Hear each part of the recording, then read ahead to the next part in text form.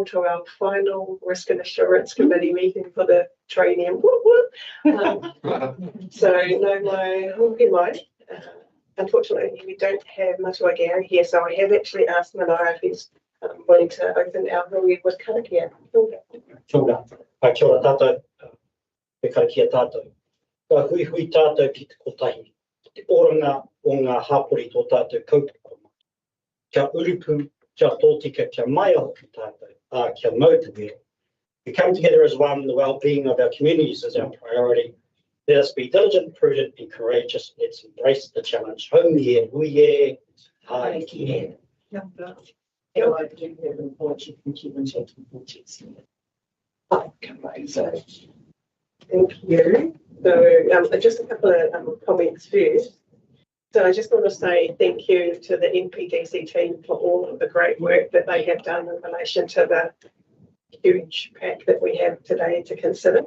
And considering it is a huge pack, we'll probably be asking each of the staff members when they come just to give a very brief introduction, and similarly in terms of the questions from our committee members, if we can be asking all of our questions but with brevity. So on that note, I'm going to move into reminding us that we are live streaming. And so the first item is our apologies. We have apologies from Councillor Kevin Tappan and maybe apologies hopefully for lateness from Gary Thompson. I'm happy to move those apologies. Could I please have a second? Oh, second.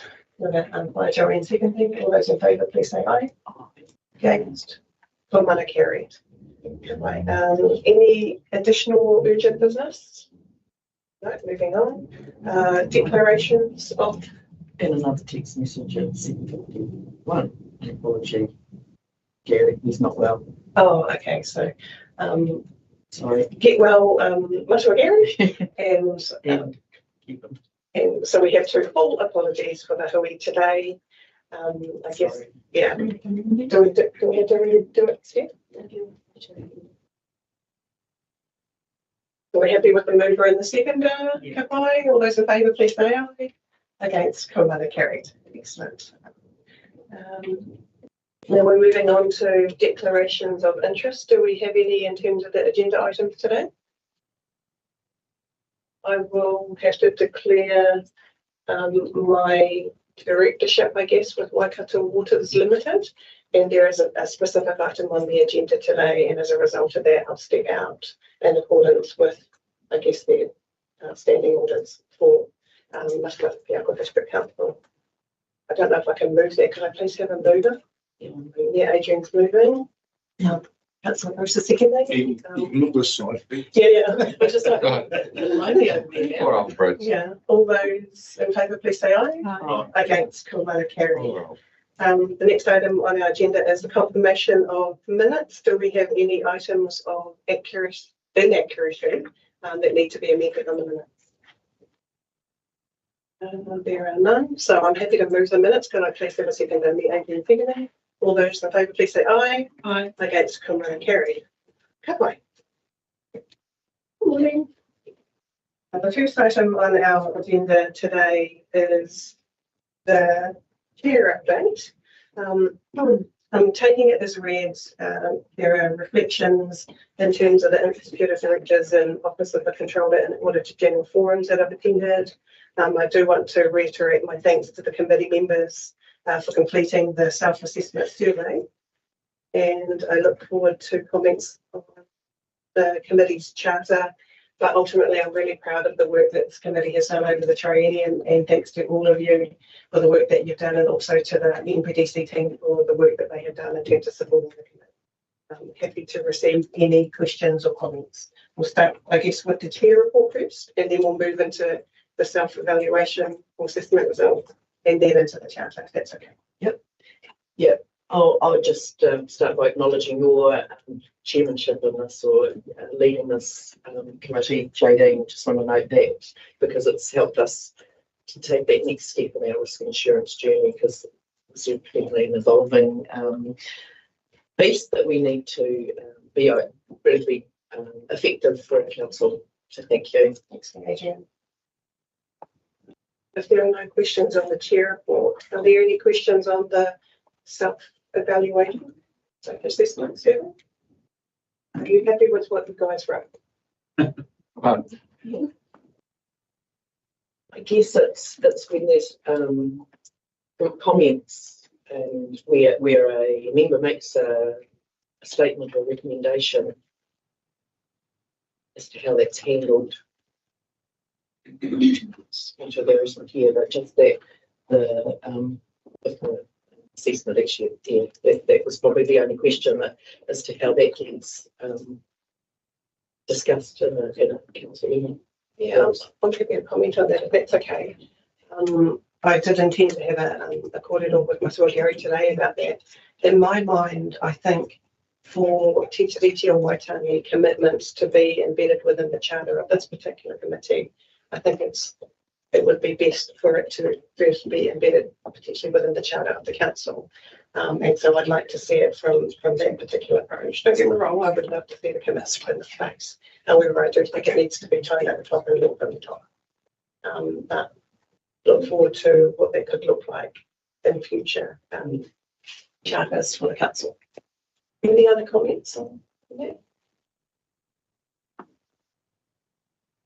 I will also draw attention to one other comment that was made, which was effectively not biting off more than we can chew. So I think we need to keep in mind in terms of the assurance levels that it's good that we are curious, but we also need to limit that curiosity so we don't overwhelm not only ourselves, but the staff members that need to deliver the reports to support questions.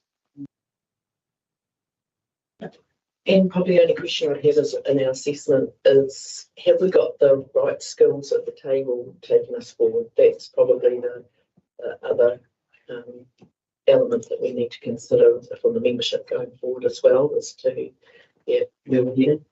Yeah, I think that's a really good point. And so assuming that the committee is stood up for the next triennium, it will be dependent on the elected members that form the committee, but also the independent members, I guess, closing the gap where there are risks that the council will face over the next triennium. So that will be, I guess, up to whoever the new mayor is. So that, yeah, I'll leave it at that. Yeah, that's great. Okay. Very much undecided, isn't it? Yeah. So, and apologies for not saying good luck to all of those that are restanding. But from an assurance perspective, it's always good to have a fresh eyes, but it's always really good to have some level of continuity too. Absolutely. So do we have any suggestions from committee members in terms of changes that they see needed or necessary for our risk and assurance committee charter? We covered that relatively recently, didn't we? If that is the case, we have two recommendations in front of us. One is that we receive the chair report and included with that the results of the self-evaluation. And my understanding is we are comfortable with the current charter based on the lessons that we have learned across the triennium, for it to be recommended to continue for a future risk and assurance committee. Yeah. So supportive of that. okay, so we've got me, Adrian, I'll move. moving. I'll second. Oh, sorry. Councillor Bruce is seconding. All those in favour, please say aye. Against, carried.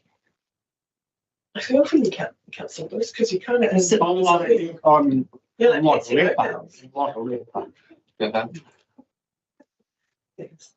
It's like naughty corner. I like it. Excellent. It's in the right place.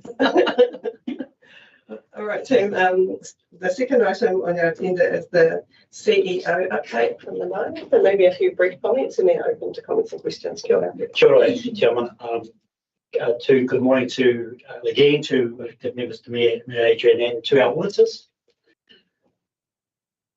Look, I think the report has been read. I think what we're seeing is Waikato Water's transition having a big impact on the organisation in terms of getting ready for the change. But not only that, in terms of our planning for our annual plan, there are some technical issues legal issues that we need to be working through, and some uncertainty around decisions such as weight or water. So that's where we are. It's what we know we need to deal with. I do actually try with this report to try not to put things in this report that are already on the agenda. I do apologise because I had put the business continuity plans in there, but it's also covered in a report on the agenda. So I try not to have a duplication there. So that's something for me to correct.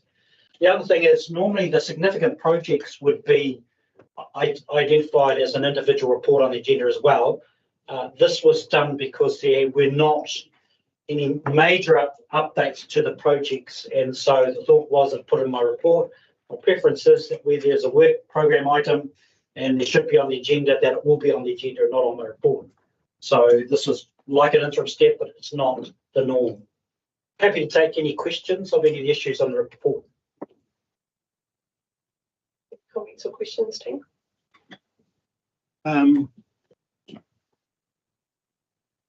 Under the business continuity key risk, I see undertake a review of the plans of the highest risk activities: water, wastewater, cemeteries.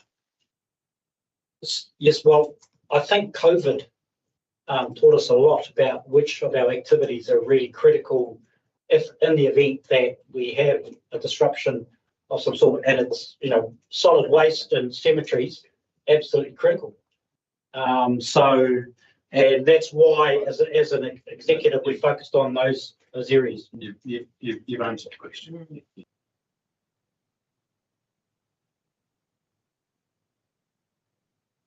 I'll just make a generic comment, I'll make a generic comment, which is, I actually thought that this was a really strong report to give us a really good context of what's going on and what's important for Matamata-Piako District Council at the moment. So I'm very appreciative of that.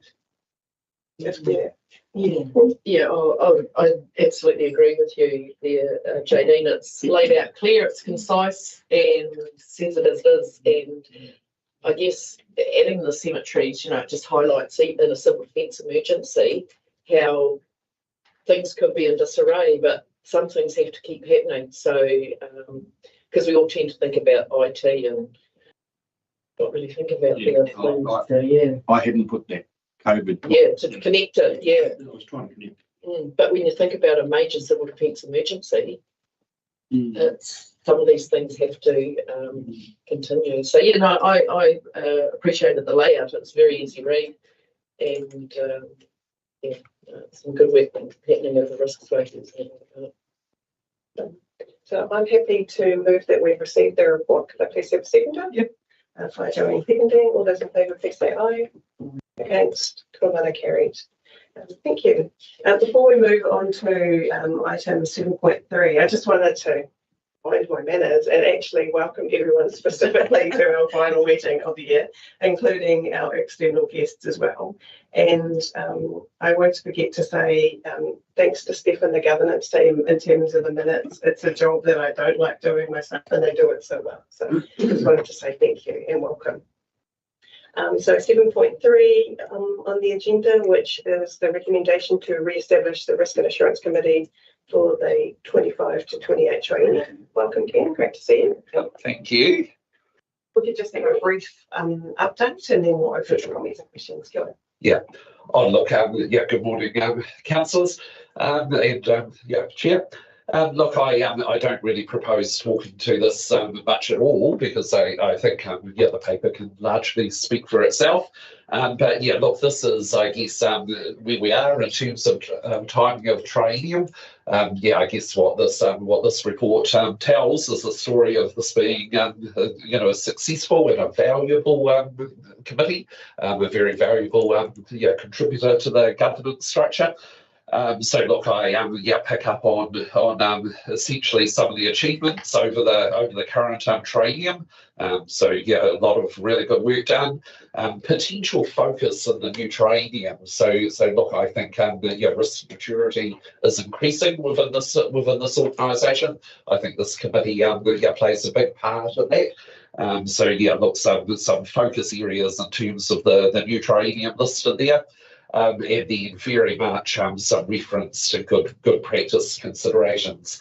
So our friends at Audit over here, have put out some good practice guidance. And when you look at that good practice guidance, this committee is certainly ticking the boxes there.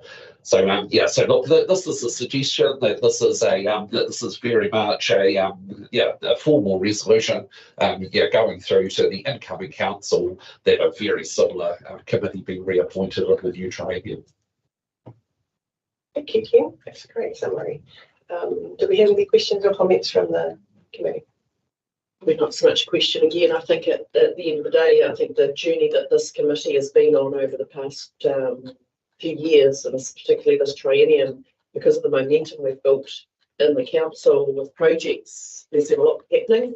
And I think this reinforces the need of risk and assurance and how it's the belt and braces approach to setting this organisation up to help it succeed.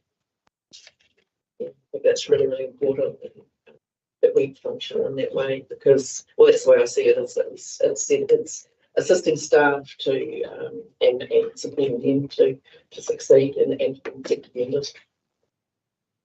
Thank you, Adrian. Any other comments? Great, thank you. Really clear in terms of the achievements, I think, of the committee over the triennium, and the reason why a future council would want to re-establish a risk and assurance committee. So thank you for the work that's been done on that. The recommendation is that we receive and note the report, and that this committee recommends to the incoming mayor and council that this committee be re-established by the incoming council in the new triennium on a similar basis to currently existing, including being a similar size and maintaining an independent chair and independent member position. Could I please have a mover? Hi, Joanne is moving. Councillor Bruce is seconding. All those in favour, please say aye. Against, carry. Thanks, Tim. Thank you, Tim. And welcome back, Ken. On 7.4, we have a policy review, which is preventing fraud and corruption, and also sensitive expenditure. So over to you, Ken. And welcome, Lynn. Yep, it's fine. Yeah.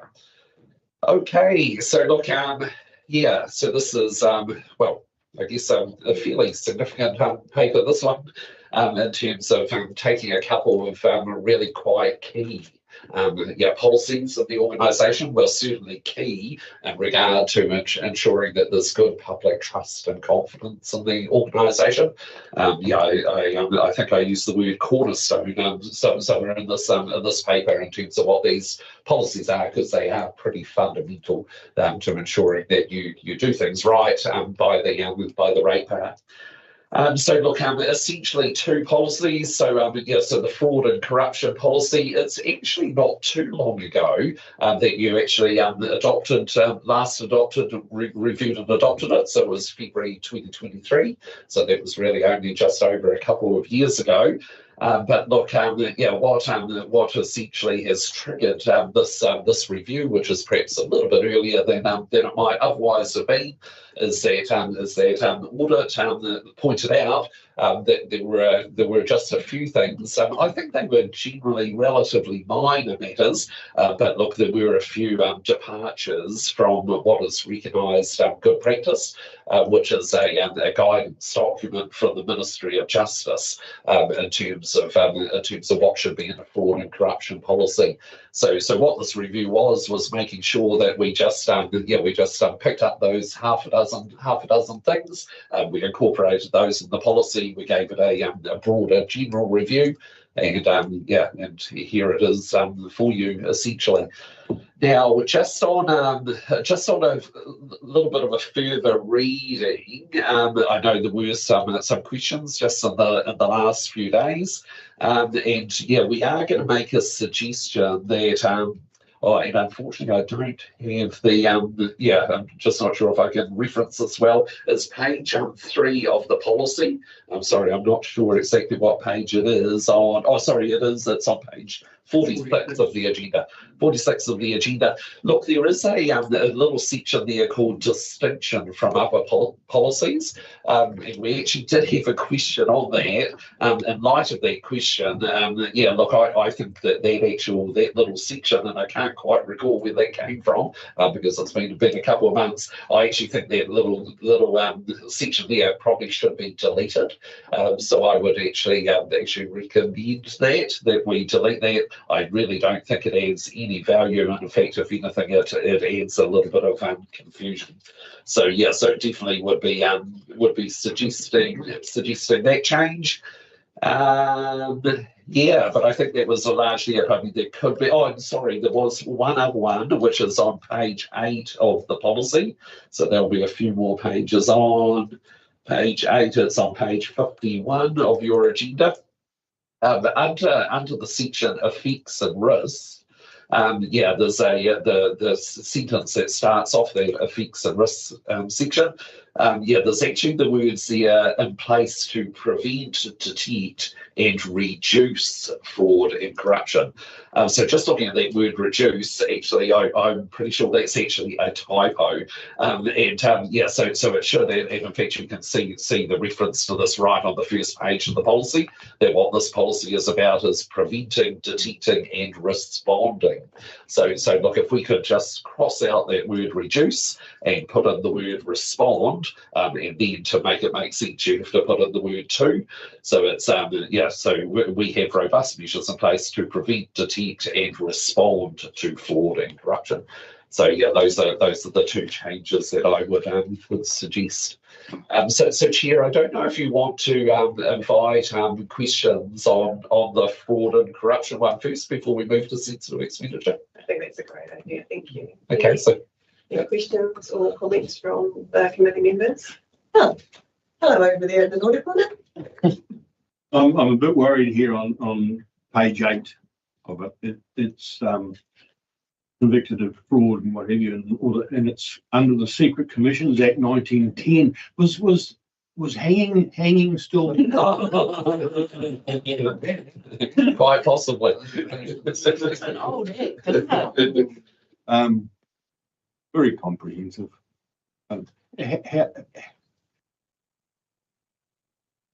I just wonder how you get on to get staff to understand this, you know. Right. Yeah, perhaps a Fania response to that. Yeah, we have, as part of promoting this package, we've come up with a Ken's helped put together a sort of one-pager to sort of highlight to staff the key aspects of the policy. It's so encompassing. Absolutely, and also there's a Fraud Awareness Month that comes up in November. So as part of that, the Serious Fraud Office put out a whole lot of guidance and little activities. So we're going to use that month to promote this with staff as well, and we'll provide links to all the Serious Fraud Office activities and what have you as well. So. Yeah, I just feel that this keeps everyone safe. I think that's everyone can sort of feel that they're being looked at, but I think the reality is it keeps everyone safe so that they're not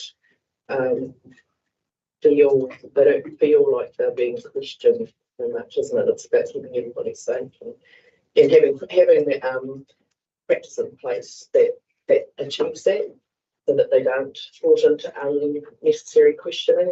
It's good, and yeah, good adjustments there to those suggested Ken on support. That makes sense. Thank you. I'll just make a couple of points. So thank you. Luckily, Ken and I have had a chance to have a corridor about this. Just some of the things that I raised is I'm quite keen to see if we've taken something as an example out of the Ministry of Justice template for us to reference it, so that we know where we got that wording from previously, so we can make sure that we do our referencing. That will be fantastic. Within the policy, it talks about whomever is the head of the investigation of a particular incident, that head has the ability to actually inform the New Zealand Police, SFO, or other enforcement agencies.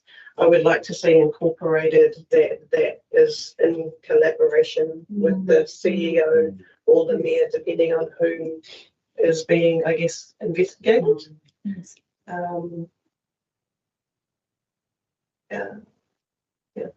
Within the policy, we also talk about, I think, the health and safety manager, apologies for the wrong title, and the business services manager actually collaborating on getting something done.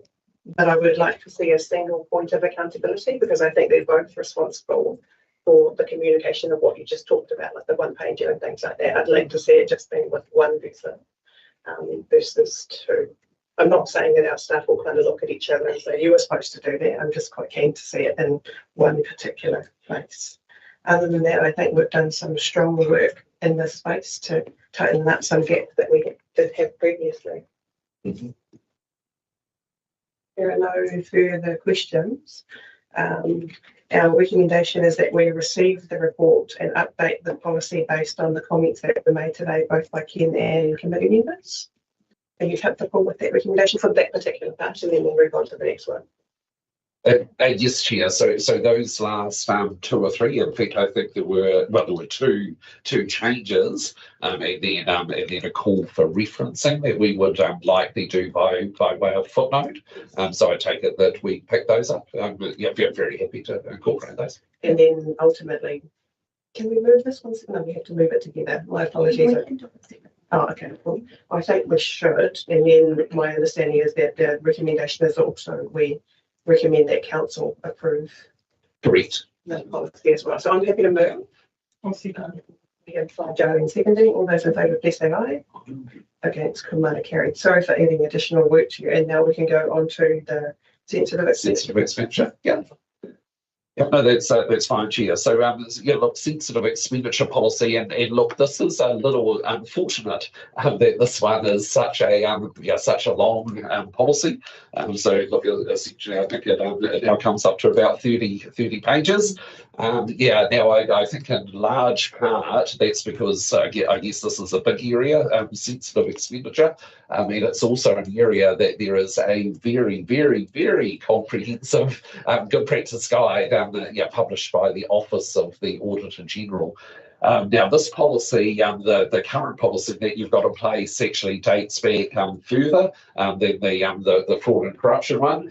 So, look, this was last reviewed in July 2019, and then about a year later, the latest edition of the Office of the Auditor General Good Practice Guide came out, and what that resulted in was quite a number of areas where this policy kind of fell a little bit short of that new good guidance.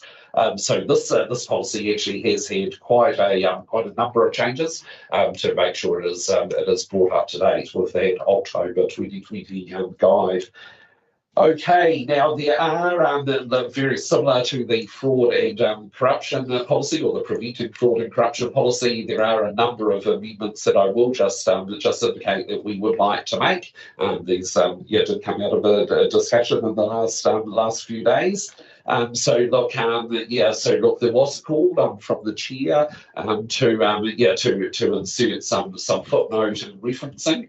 So definitely looking to capture that. That is particularly, for example, the second page of the policy. There's a list of 6 principles there. Now those are directly out of the OAG Good Practice Guidance. So we will certainly put a footnote there and make that really clear where that's come from. And I'll also have a look elsewhere where we're directly quoting things. We'll make sure there is a footnote reference here acknowledging that. Now there is on the second page of the policy, and actually I'm sorry I won't be able to find this, but because that's in the attachment section, but it is the very second page of the policy. If you just look about 3/4 of the way down the page, you'll see the heading responsibilities of employees and elected members. Do you see that? Then we go on and we talk about the role that managers have in terms of providing guidance to employees. And the question, oh, sorry, Jerry. Just checking that we're on page 8 of the attachments, just making sure that everyone's Cool. Yeah, thank you for that. so 8 of 225. So it's the attachments link that Ken's speaking to. Yeah, I'll just give you a minute or two to get there because there's 2 or 3 others coming up as well. Okay. Okay, yeah, got that one.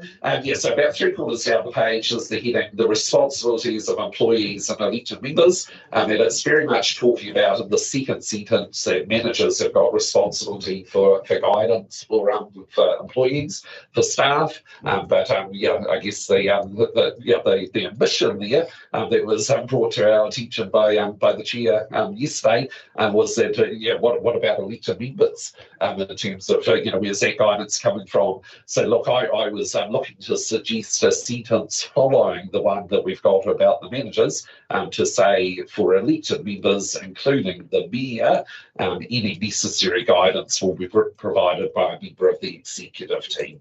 So are we comfortable with that? I thought that was the appropriate way to fill that little gap. Okay, and then on 3 or 4 pages to section 2 of the document. So we're still in the attachments section, and I'm looking at clause 2.8. Thank you. Yeah, so 2.8, and it's just right at the end of that paragraph there, because because look, we probably were we possibly got a little bit carried away in terms of how we do this. So look, this is calling for for the mayor's any sensitive expenditure incurred by the mayor to basically be approved by the chair of the Risk and Assurance Committee, and that approval happens retrospectively to make sure the control happens, but to make sure it happens in an appropriate and not too arduous way. But look, then we were talking about potentially a report back on that through the chair's report. Yeah, look, that probably is going a step too far after further discussion and review. So look, the last sentence of 2.8, what we're suggesting here is that this will generally be aligned with a Risk and Assurance Committee meeting too, and we're happy with that part of the sentence. But then if we cross out the rest of the sentence and then we say, yeah, meeting to ensure regularity, because we do want this happening frequently, every quarter. And then full stop, the authorising email shall be retained as evidence. So rather than this feeding through into the chair's report, we think it would be satisfactory, and actually I do see a nod from our auditor. Yeah, we do need an evidential trail, but look, basically the schedule of any expenses, which actually I understand are fairly few anyway, that schedule of expenses would go to the chair. The chair would reply by email and would just keep that email for evidential purposes. It doesn't need to go to the chair's report. So suggesting making that change, and then was there one more? No, that might have been it actually. Yep, I think it was it. And unless there are any more from the chair. Was there one more on the mural fund? Oh yes. So that's not, Yes. Yeah, actually, my apologies on that. I have missed that. Yeah. So look, what I was going to suggest there. So look, I guess in some ways, so actually, I was going to do a little bit of more research in terms of how the mural fund did work here. But look, and perhaps if I just ask you now, Your Worship, so you have so you have some discretion over the mural funds and how they are distributed for whatever purpose. So.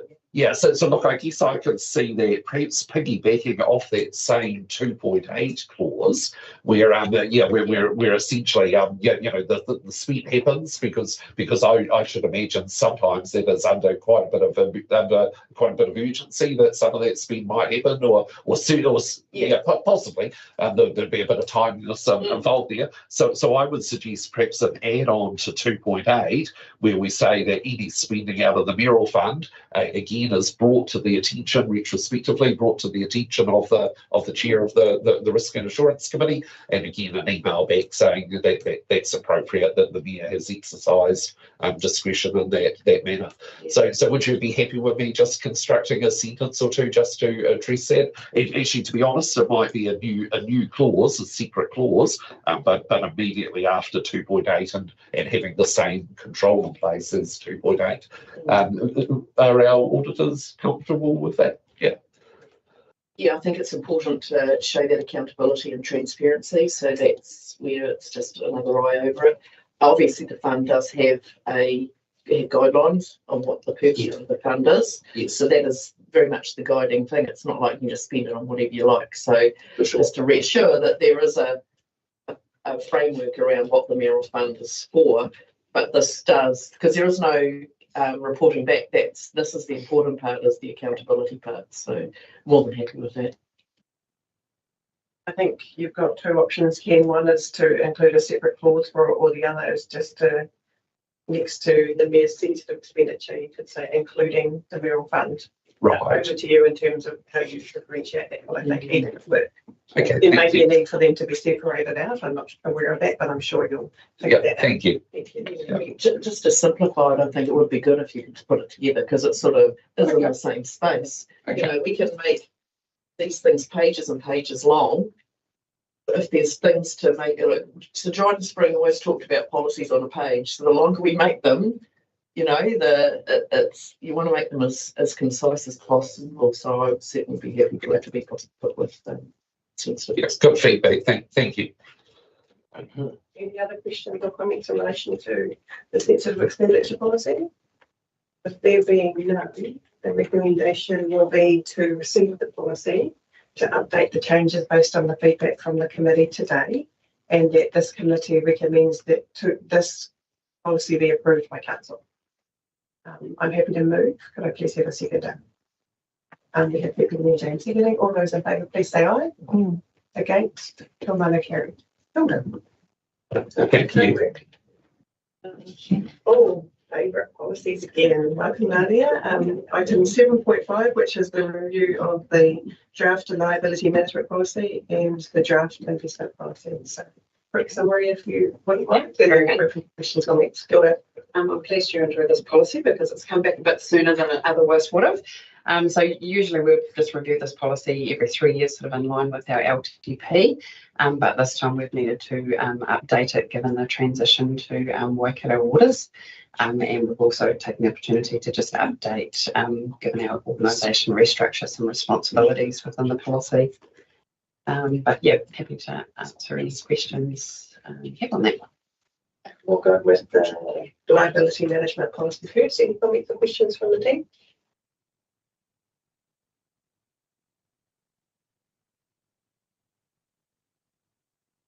While we're formulating questions, Lania, in terms of being prepared for Waikato waters, do we have a sense of what other territorial authorities are doing in relation to similar policies? I guess from conversations with PwC, who have given us advice on this, this is a similar approach they're taking with other councils. So, thanks for confirming that. If there are no other, so I have just for clarity, on page 57, it talks about breaches reported, etc. Right? Yeah. Is there a defined penalty for any breaches, or do you just get slapped on the hand, or what are the consequences?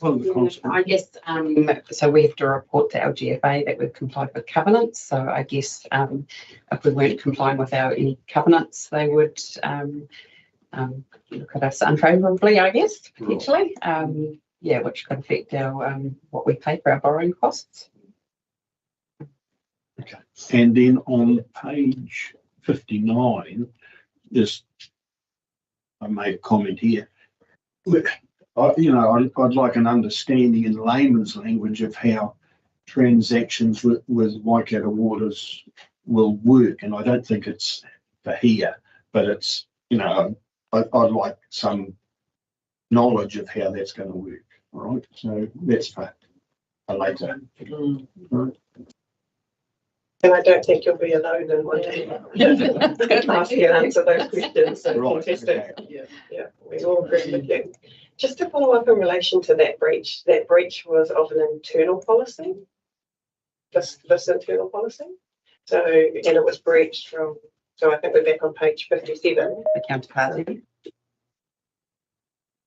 It says it was breaches reported in September to December. Yeah. So this is the internal policy here. Yes. And then just to clarify, my understanding is that breach would have been reported in part of the financial reporting package to council. Yes. Now, but Thank you.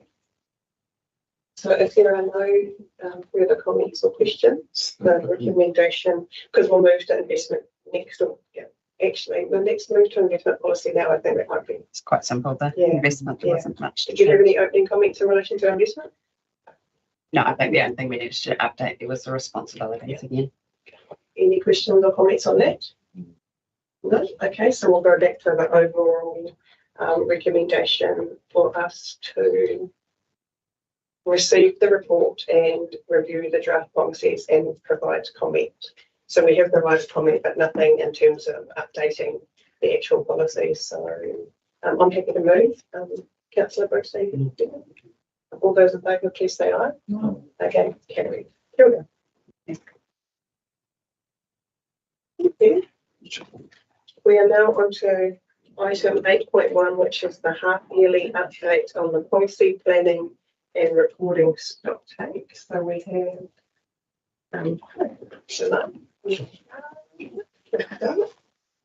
is it a half year already? So it just seems like we just reviewed this recently. Yeah, so we did have a comment from that. So just on the 1st of August 2025, our team leader Sandra updated the WAG program and that it will be moved to be discussed annually, which will be scheduled starting in September. So this is the first of the annual, and then it'll be just a half-yearly information report. Thank you for that clarity. That's okay. So yeah, just here to present the update on the policy planning and reporting stock take. So the attachments connected to the report are two separate. The first is the documents that the committee have indicated they want to view on their work program. And the second is the remaining documents that the committee wish to review each year for oversight and information only. So the staff are requesting that the information in the report be received and for the committee to provide any feedback on the stock take itself. So happy to take it as read and take any feedback or comments. Great, that's awesome. Before we open for comments and questions, I want to keep in mind one of the comments that was made on our survey, which is not doing too much. So this is an opportunity for us to actually really hone in on the responsibilities of the committee now that we're comfortable, I believe, that there's a robust reporting structure in place in relation to policies, etc. So any comments or questions?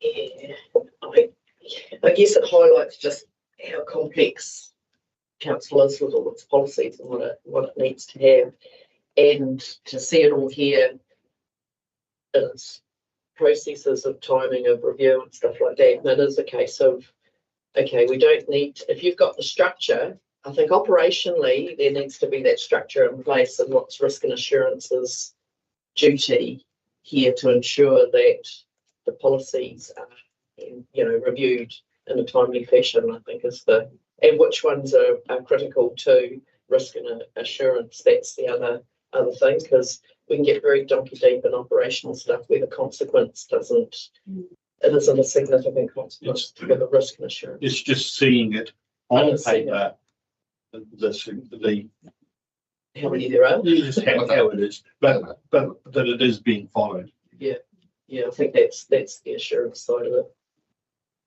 And to note that, there have been a lot of policies that haven't been reviewed for quite a while, and understanding where they've sat in the priority list more than anything, because we've always been a council that we endeavour to do slow and steady and get as much done as we can, and that some team to just sort of don't quite rise to the surface. But in understanding that, there's some where some of them aren't, they're connected to other policies, and it's just understanding those links as well.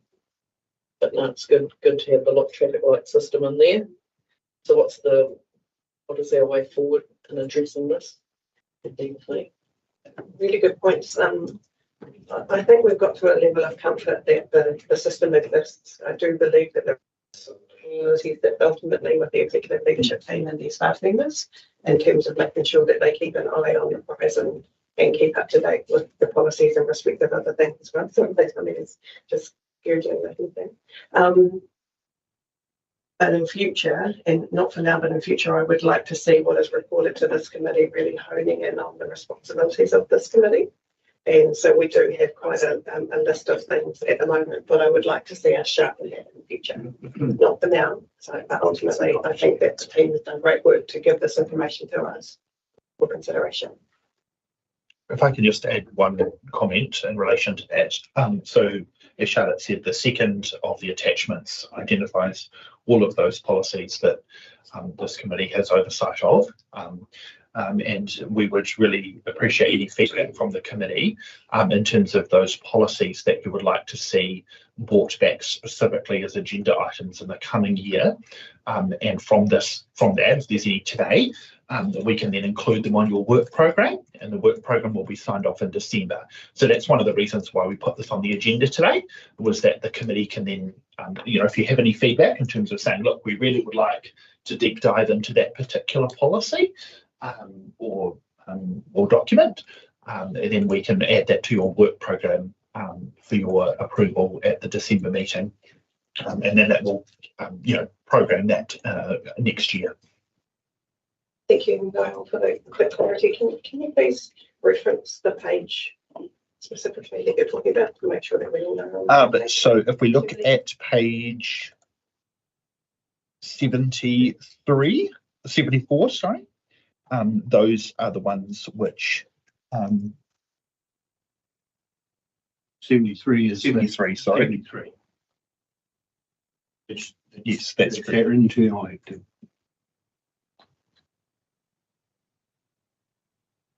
So just clarifying, it's for the committee members, it's the one that's got 8 that sits on it. Mm-hmm. So the question to us, committee members, is are we comfortable that that encapsulates all that we're expecting, and then we'll start with that one first. Is there anything missing?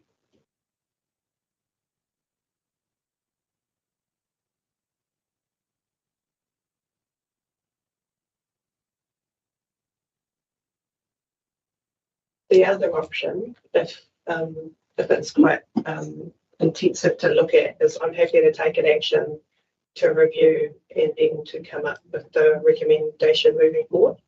Or we can go I thought we, yeah, in a previous meeting we had set these as the key ones, had we not?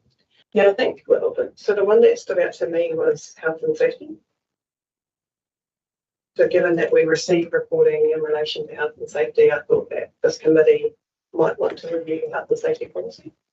But that might be one of the examples. Is it internal policy? Yeah. Yeah.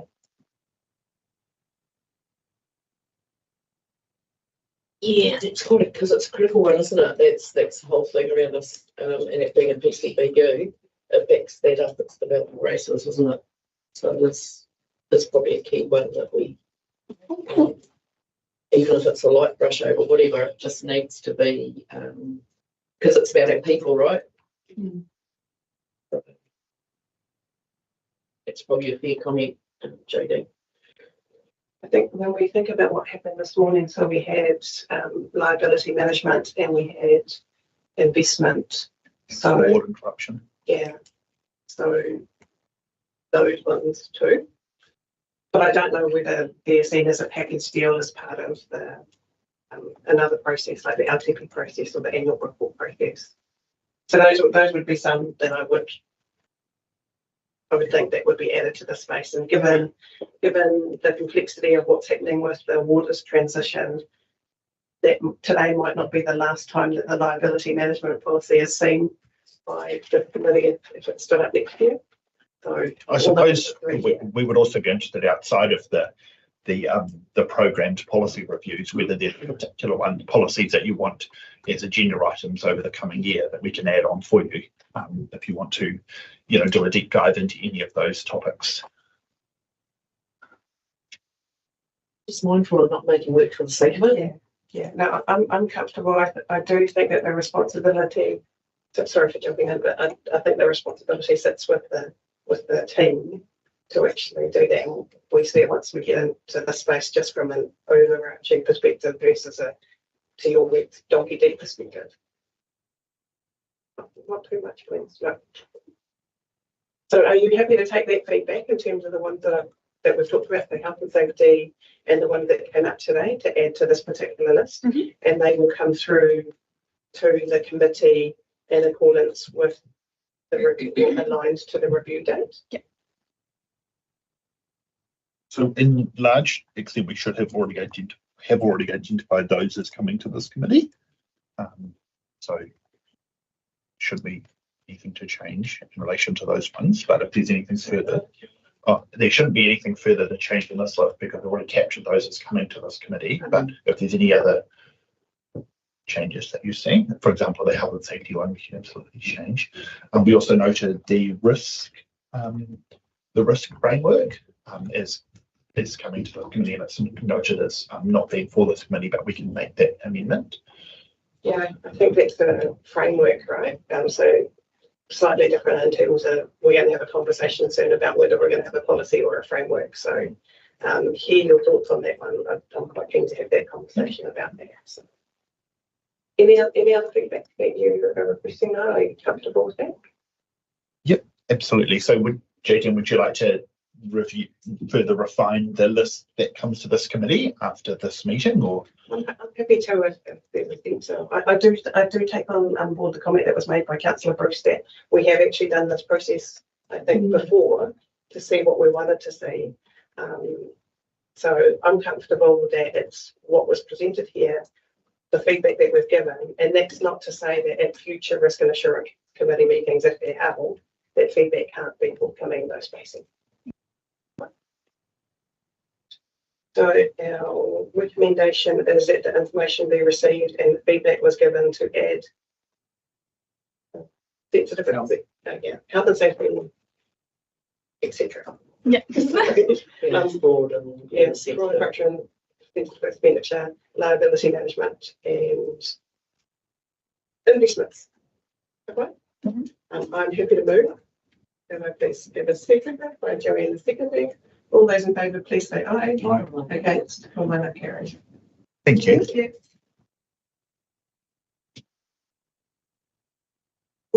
Before we move to the next item on the agenda, I do recognise that we have our Audit New Zealand team here, and I'm pretty sure that they've got a lot of work to be doing as well as others do.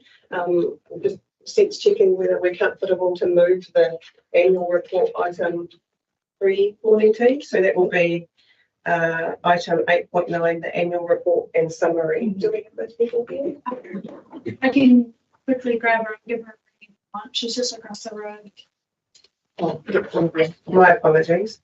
How about we do the risk update while we're waiting for the team to come over? It's okay.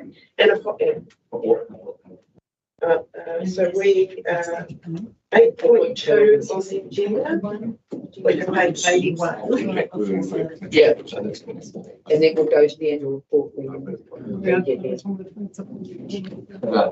My apologies, team, for the confusion. That's right. So we go back to. Yep. Online from Aon. Well done. Okay, thank you, Chair, and yes, definitely welcome Dave, who'll definitely be at the, he's going to be largely talking about the business continuity management, because you'll see a report on the agenda for that. Okay, so look, just in regard to to this, so it's largely around the attachment document, the quarterly risk report that you see on screen. And actually, I wonder, Kelly, let's just put on to the next page, I think.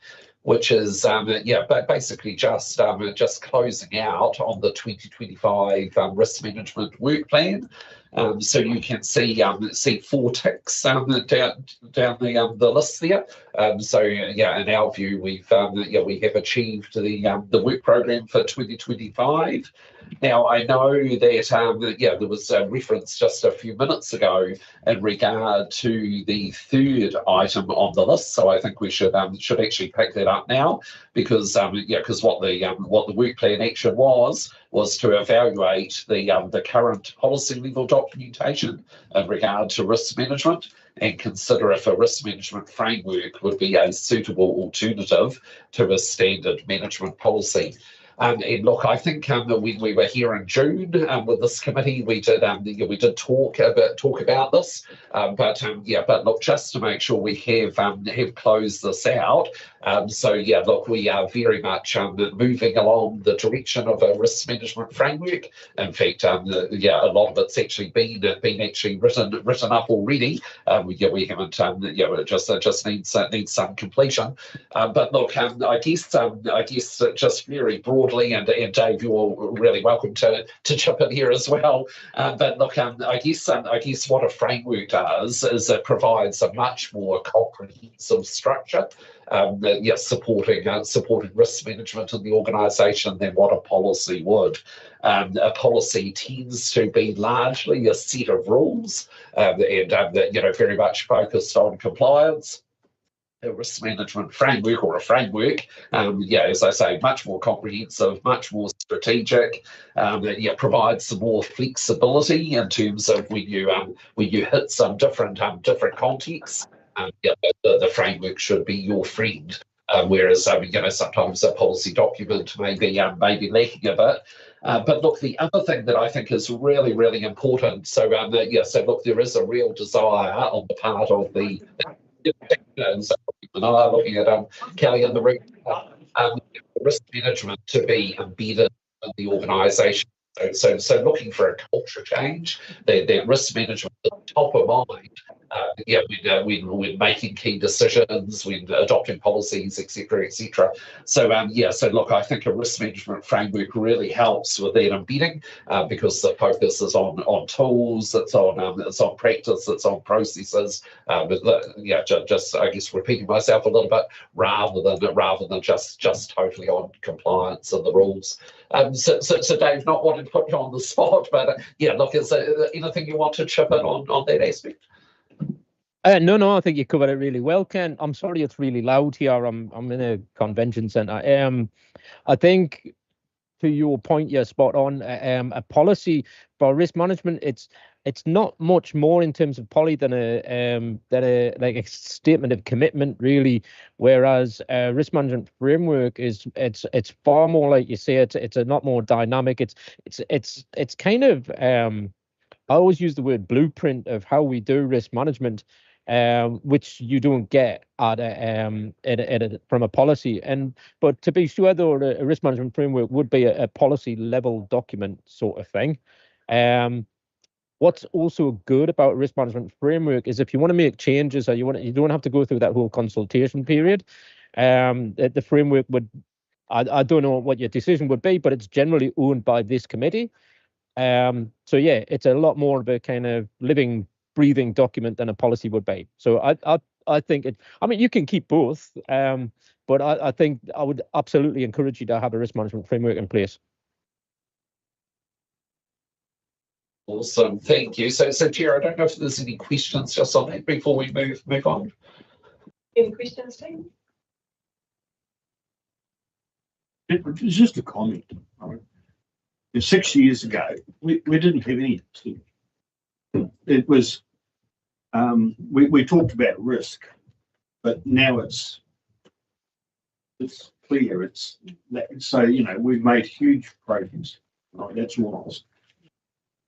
The only question that I would have would be, is the work that we're doing, let me take a step back. Again, congratulations, we have significantly moved the dial in terms of how we do risk management at Matamata-Piako District Council. I just want to say thank you to the team in terms of where you've got to today and bringing us on that journey too. And the question that I have is what we're spending to get this system up and running within budget, within the existing budget. Yes. Yep, come on. So yeah. Well, I'm just because sometimes I'm just because not everyone may come from a risk practitioner like background and may not necessarily see the value in that. So I just want to make sure that when I Some of us mightn't like heat maps. You did right, Jodie. And of course, even from a counsellor's perspective, from a layman's term, that someone don't understand why we go into this depth of risk, and it's how we articulate that is quite important, because you can see develop, embrace, and approach. I guess, and it's like when we talk about policies and frameworks, and the framework can be updated regularly, can't it? Your policy is something that's set in stone. It's a bit like with the schools and being on a board of trustees. You've got your charter and your operations manual. So presumably your policy is your charter and your framework is like an operations manual, so that you can actually have the ability to update that more easily, or because it's more the operational side of it rather than a strategic. And that's the thing for us, is we may understand it from here, but and especially with a new council coming in next triennium, where there are going to be new councillors, will they understand the concept of risk and how that is embedded in council's operations and strategy? You know, like because it's quite an all-encompassing thing. I can comment to Councillor Dewhurst's comment about 6 years. I've probably been involved in trying to get risk management advanced in this organisation for longer than that. What I've seen with the work that Ken and Dave have done with Kelly is actually I can experience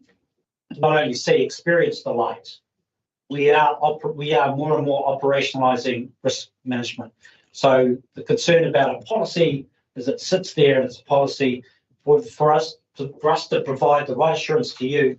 Risk management needs to be embedded at all levels. We're seeing that, I believe, as executive. We're excited about what we're doing. We aren't there completely yet, but we certainly can see a lot of positives in terms of how it filters through all parts of the operation. One of the areas, Ken's areas of focus is going to be tying that into our project management. So it's a maturity process. We've made some good progress. We've got a way to go, but we can see that we are starting to embed it to the level that we think we should. Well, the 6 years relates to the length of time I've looked at it, and if I look at the summary of top risks now, it just gives me the confidence that it's embedding. Yes. I think in summary we're saying well done team, and thank you for outlining the positives and not, I guess, in terms of changing from a risk management policy to a risk management framework. I do think it's a more agile approach, and I do like that you note that the framework should be your friend. So I've not heard that ever. Risk management. I appreciate the comment nonetheless. So would you like to now take us through the Yes. Yeah, well, just go through the rest. So look, just on the slide, I mean, we've been talking about the risk management framework. We've been talking about how it's, it is an initial draft, but still a bit of work to do on it. But just jumping to that third bullet point, which I thought was on the screen in front of you, which I thought was worth just talking to. So in some ways, the framework has been tested somewhat or piloted, and a couple of pieces of work that are actually both on the agenda, or at least talked about on the agenda today.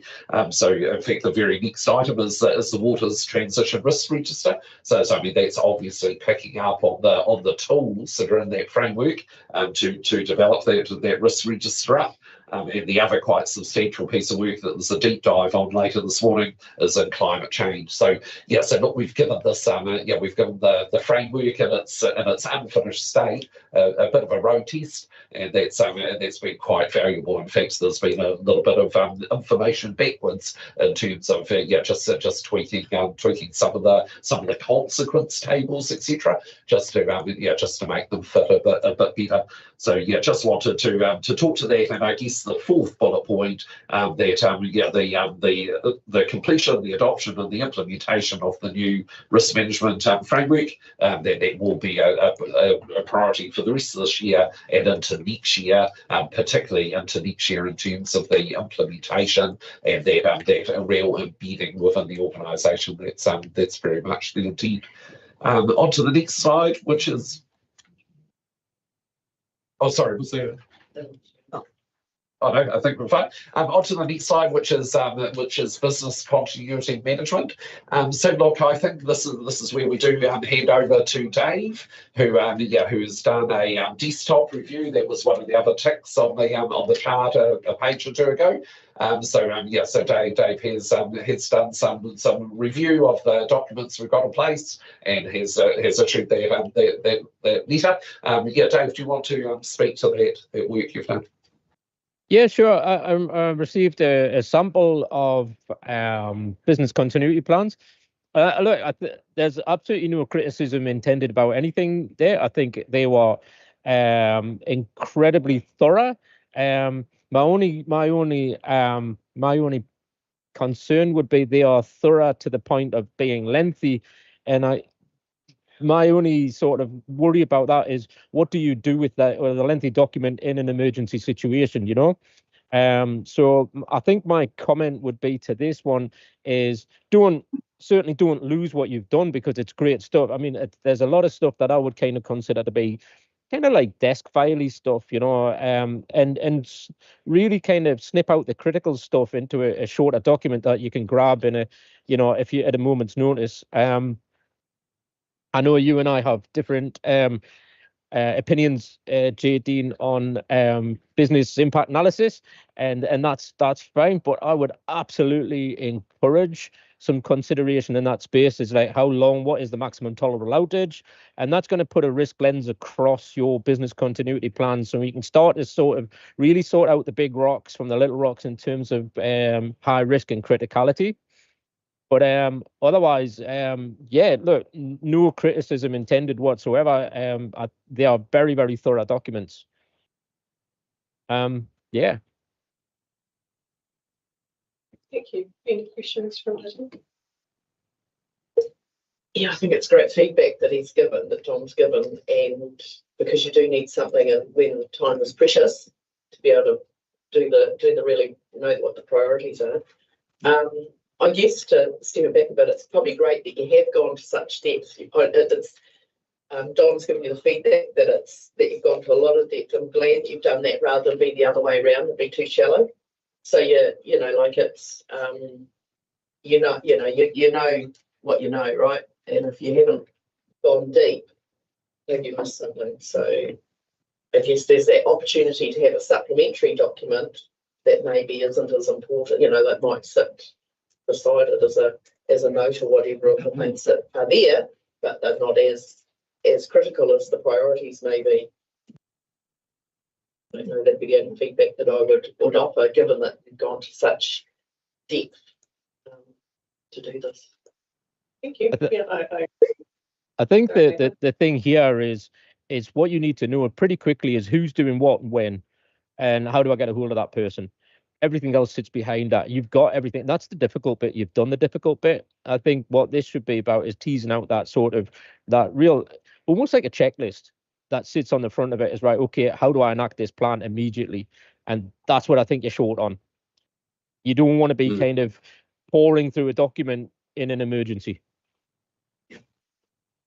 I think we're all on the same page here, so thank you for that update, David. I guess my comment, I think David and I are on the same page in terms of the value of the business impact assessment. I think from my perspective, sometimes you can end up going down to an nth degree on those BIAs, and I'm actually really keen on not over-investing ratepayers' money in something that won't be picked up and utilised in a situation should we be in it. 100% correct there. 100%. Right.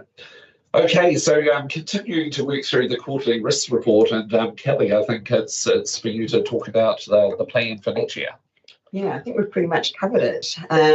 Obviously, we'll continue to work on our risk maturity assessment, determine where we're at. I'm sure we'll see some improvement there and continue to embed our risk management. We've already talked about the framework, and then the next bit is our business resilience. So we want to develop a business resilience framework, which will tie together crisis management, emergency management, and our BCPs. And further work on our business continuity plans. So that's where we will dive deeper into them, in particular on our critical areas of water, wastewater symmetry, solid waste, roading, and IT, just to make sure we've got that assurance around those areas. And we'll use Dave's expert advice to help us with those. So that's the plan. Awesome. Any feedback on the plan? Sensing a level of comfort around the room on the plan. So go ahead. Great. Okay, so on to the next section of the document, which is very much about the top risks. And if you cast your mind back 3 months to June, we kind of locked in these top risks for the year. Here's the table just by way of reminder, and there's a heat map on the next page. But look, I guess one of the things that we need to continue to be aware of is that in the space, and the table demonstrates it well, particularly if you look at the colours here, is that our current risk rating, or our current residual risk rating, is in all but 2 cases still higher than where we would like it to be on an appetite level. So it's only for top risk 1, which is about our emergency response and recovery, where we had, in fact, actually that's a very, very high risk, and we're saying, look, in terms of our appetite, actually we probably can't reduce that any further. That's why our appetite is what it is. So there we've got to match there, very high, and then right along the other end of the chart, the ensuring workforce capacity and capability, risk number 10, top risk number 10. We've got to match a moderate and moderate in all other cases. We are actually sitting higher than appetite, which is a concern. But look, that's just where we are right now. Okay, I won't labour the heat map. You'll be able to see that in your agenda. On to key risk indicators, because look, when we set those, when we identify those top risks and we identified the mitigations, we said, hey, what will tell us, what sort of measures have we got that will tell us whether those mitigations are effective or not. And look, this is a brand new piece of work. It's I guess an iterative piece of work. There is still quite a bit of it, or maybe an evolutionary piece of work is what I'd suggest for this. Look, there are still some of these key risk indicator measures that are being developed up, but look, we've got 4 or 5 pages here of essentially the key risk indicators in terms of are we on track? Is this mitigation working? So so look, those are provided for you. Look, Chair, I'm not sure if there's any questions or comments on these. I mean, I'd love to know if you feel these are helpful or not. This is information that I'm not sure in fact, I know you haven't been presented with before. So so is this helpful, particularly when we take it a step further and have some high level financial metrics, for example, as well as some of the other things is helpful info.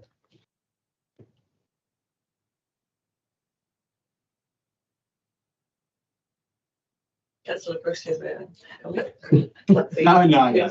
I sometimes I think we dive a bit deep, I think. I'll probably add in on that, if you don't mind. From my perspective, I think from a risk purist perspective, it's great to have this information. I do think we need to check in with ourselves regularly, given cost of living and given rates of affordability, about how far we go in terms of spending the dollar in the risk management space. Yeah. So I think it would be good for the committee members to give their sense of is this too much, but also remembering what our role is in this space, which is to ask the questions of the mitigations for the risks that we have.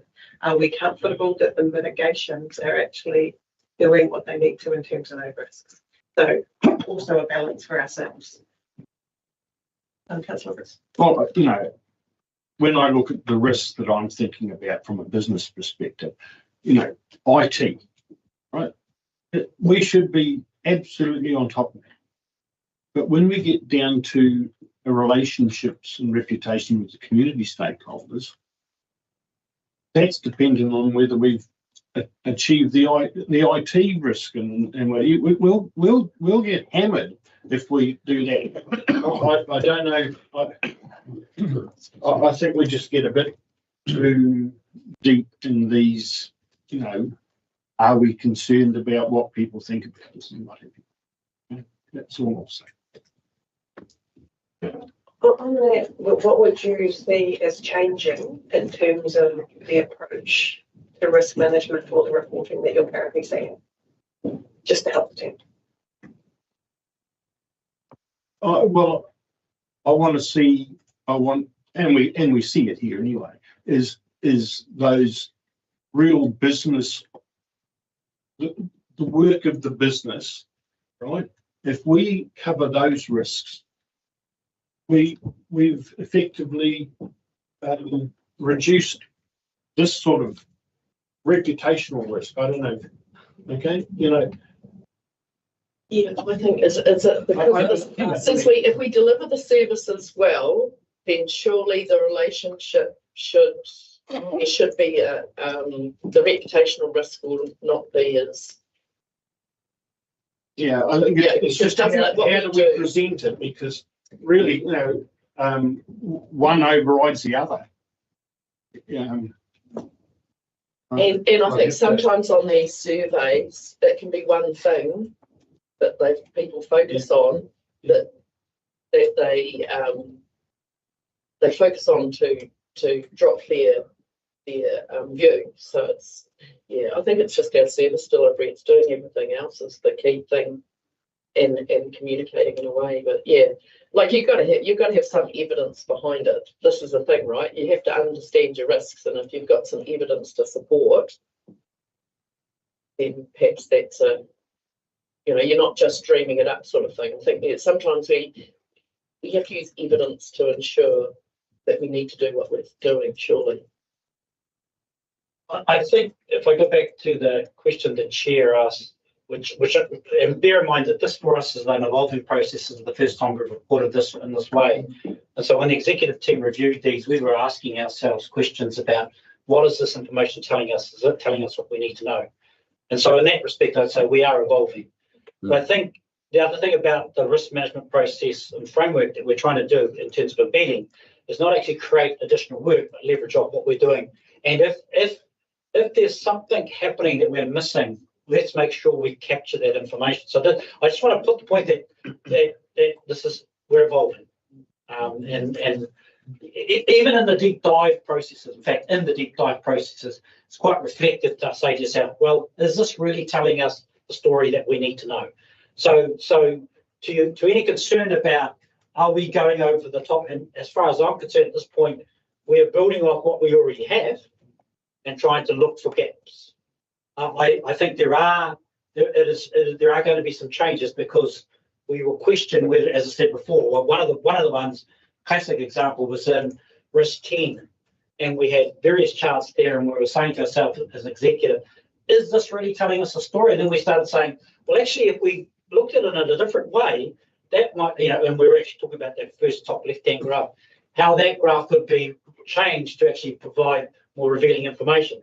So we appreciate any feedback that you give to us today. Just want to comment that perhaps some of the questions you're asking yourselves are questions we're asking ourselves as well. I think that's a great summary. So if I were Joanne, you're going to. Is that back to your comment about how much So if I apply myself as part of the committee and how much information I need to see in order to be helpful for the feedback, I'm not sure that everything I see is helpful, and then I get confused in the information. You know, like God is, is that what I appreciate building. And I've worked with a number of analysts in my work who would, it's just dead. They think it's wonderful. They want to die there because, there's so much information. But what I would rely on from the team is that in their expertise too, they'll say to us, actually, I need to direct you here because this is what we've found. And it certainly is on me to make sure that I'm looking at the whole spectrum of things to say, well, I don't know enough about this. Can you feed this back? But if we're wanting to be really, really helpful, let's look at our experts and say, okay, I need to, I'm always astounded when I look at the graphs and I see that the abuse of our stuff, the health and wellness stuff, it's way out here and, stealing and everything is just down here. And it shocks me. But if I'm presented with information, so much information that I'm useless because I'm not sure which way to go. I'm reliant a little bit, but I do understand that you need to give everything and look quite deep, and then we'll start working out what works for this council. So I appreciate all the work that's being done and presented to us. I just need to know how to be the best in this committee for this team. And I think we're all on that journey. I think if we think about some of the reports that have come to this committee, the procurement reporting, the project management reporting, we've gotten used to it. I think we're still getting used to the risk reporting in the space. So I think the jury's still out. I'm getting a sense that there's a general level of comfort with what's coming through. I think my caution would be not to go too deep. Yes. But we'll strike that balance over successive, I would imagine. Let's not be drowned. Yes. Yeah. So I think I quite often refer to trying to stay in the clouds versus going to the weeds. Yes. So we can do that as the committee can do that as much as possible. That would be great, recognising that the Naya loves playing in the weeds. The words of Yeah. So I hope that is helpful for now. There's a general level of comfort, but not too far. And then we will progress this as we get with future reporting. Brilliant. Look, Chair and committee, there's been very, very helpful feedback. So thank you for that. Okay, so look, just rounding out the top risks. So it is probably on 2 or 3 pages, Kelly, to the chart on the new mitigations, the monitoring of the implementation there. Because look, another part of this of the top risk identification exercise was saying, hey, we've got a bunch of controls that are already in place, mitigating controls, but look, there's some other stuff that we feel that we should develop to help us get to that appetite. So look, this tells the story of how we're going in terms of implementing those new controls, and you can see there's some categories there. So there's anything that's complete. And admittedly, right now there's only one of those complete, and we mentioned it at the bottom of the page there. It was basically the signing off of, or the adoption of the water services delivery plan, which has subsequently been signed off by the Secretary of Local Government, which is wonderful. In fact, that will turn a couple of these other ones blue the next time we report. In fact, I'm hoping there'll be a few others that are blue next time round. Look, largely they're on track. That's the green colour. That where they're ongoing, there's a few of these that are kind of ongoing, so you can't say we've absolutely achieved it. It's an ongoing action. So there's a couple of those that we've identified in orange. And then there's a few that we have actually said, look, from an organisational capacity basis, we just cannot do this in this current financial year, but we've deliberately pushed them into next year. And in fact, those are reported on an exception basis, because this is all about exception based reporting. On the very next page, you'll see, and we won't go through it, but there's a bit of a listing of the it took a wee while for that to come through. There's a bit of a listing of the ones that we have deferred into next year. So look, any questions or comments on that? You don't want to dive too deep into this detail, but just if anyone had any observations then. No. Brilliant. Okay, so look, the very last bit is the emerging risk slide, and Dave, I think we're going to get you to talk to this one. Okay. There's a level of comfort around the table. Hold on, I'll just make the screen a little bit bigger. I think most of the emerging stuff's in the minute. Again, like we're saying, when we're saying it's emerging, we don't know enough about it to really give it a good hard rating or a review. They all seem to be this kind of this government level stuff that's going on. You've got these kind of deliberations going between rates capping, and then you've got Treasury now saying no, rates can go way higher than they possibly are right now. So there's lots going on. Council debt levels, and I guess the other one is the changes to the Building Act, which is an opportunity. I'm not quite sure how this is going to play out in real life, but what they're looking to do is proportionate liability. At the moment, it's that kind of last man standing. With councils, if the builder, the architect sort of all disappear in a leaky building scenario, it's all on council. And what they're saying is, well, we're going to make sure that's proportionate now. But so that is an opportunity. So in terms of financially, I'm not quite sure how that's going to happen in real life. There's still nothing stopping a builder kind of going into liquidation and that being that past the council. But there are changes happening, and it's a positive change, I think. So yeah, just to flag them with you guys today. Thanks, David. Any further comments? This is our last. Yeah, that's it. Excellent. Any comments on this or overarching comments on the report before we move to the recommendation? There's just some things that we're not in control of at this point in time. So there's no point in spending a lot of time on it because you don't know what you're actually looking at. It's on the horizon. That's important. Agreed. Okay. There don't seem to be any further comments or questions. So the recommendations are that we receive the report, that the quarterly risk report is received, and the proposed 2026 risk management work plan is endorsed by the committee, and that the desktop review of business continuity management documentation by David from Aon is also received. I'm happy to move. Could I please have a seconder? Me, Adrian, is seconding. All those in favour, please say aye. Against, carried. Thank you. Thank you. We'll make sure that we put more time on the agenda for you guys next time. If it's okay, thanks, David. Great to see you. Can we please skip to item 8.9, which is the annual report and summary for 24-25. Welcome, is it Olivia? Yeah, welcome, Olivia. If we can have a brief summary. Welcome back, Nadia and Niall, and then we'll move into comments and questions. Great. Morena Koto. Just presenting the report for the annual report and annual report summary for 2024-25.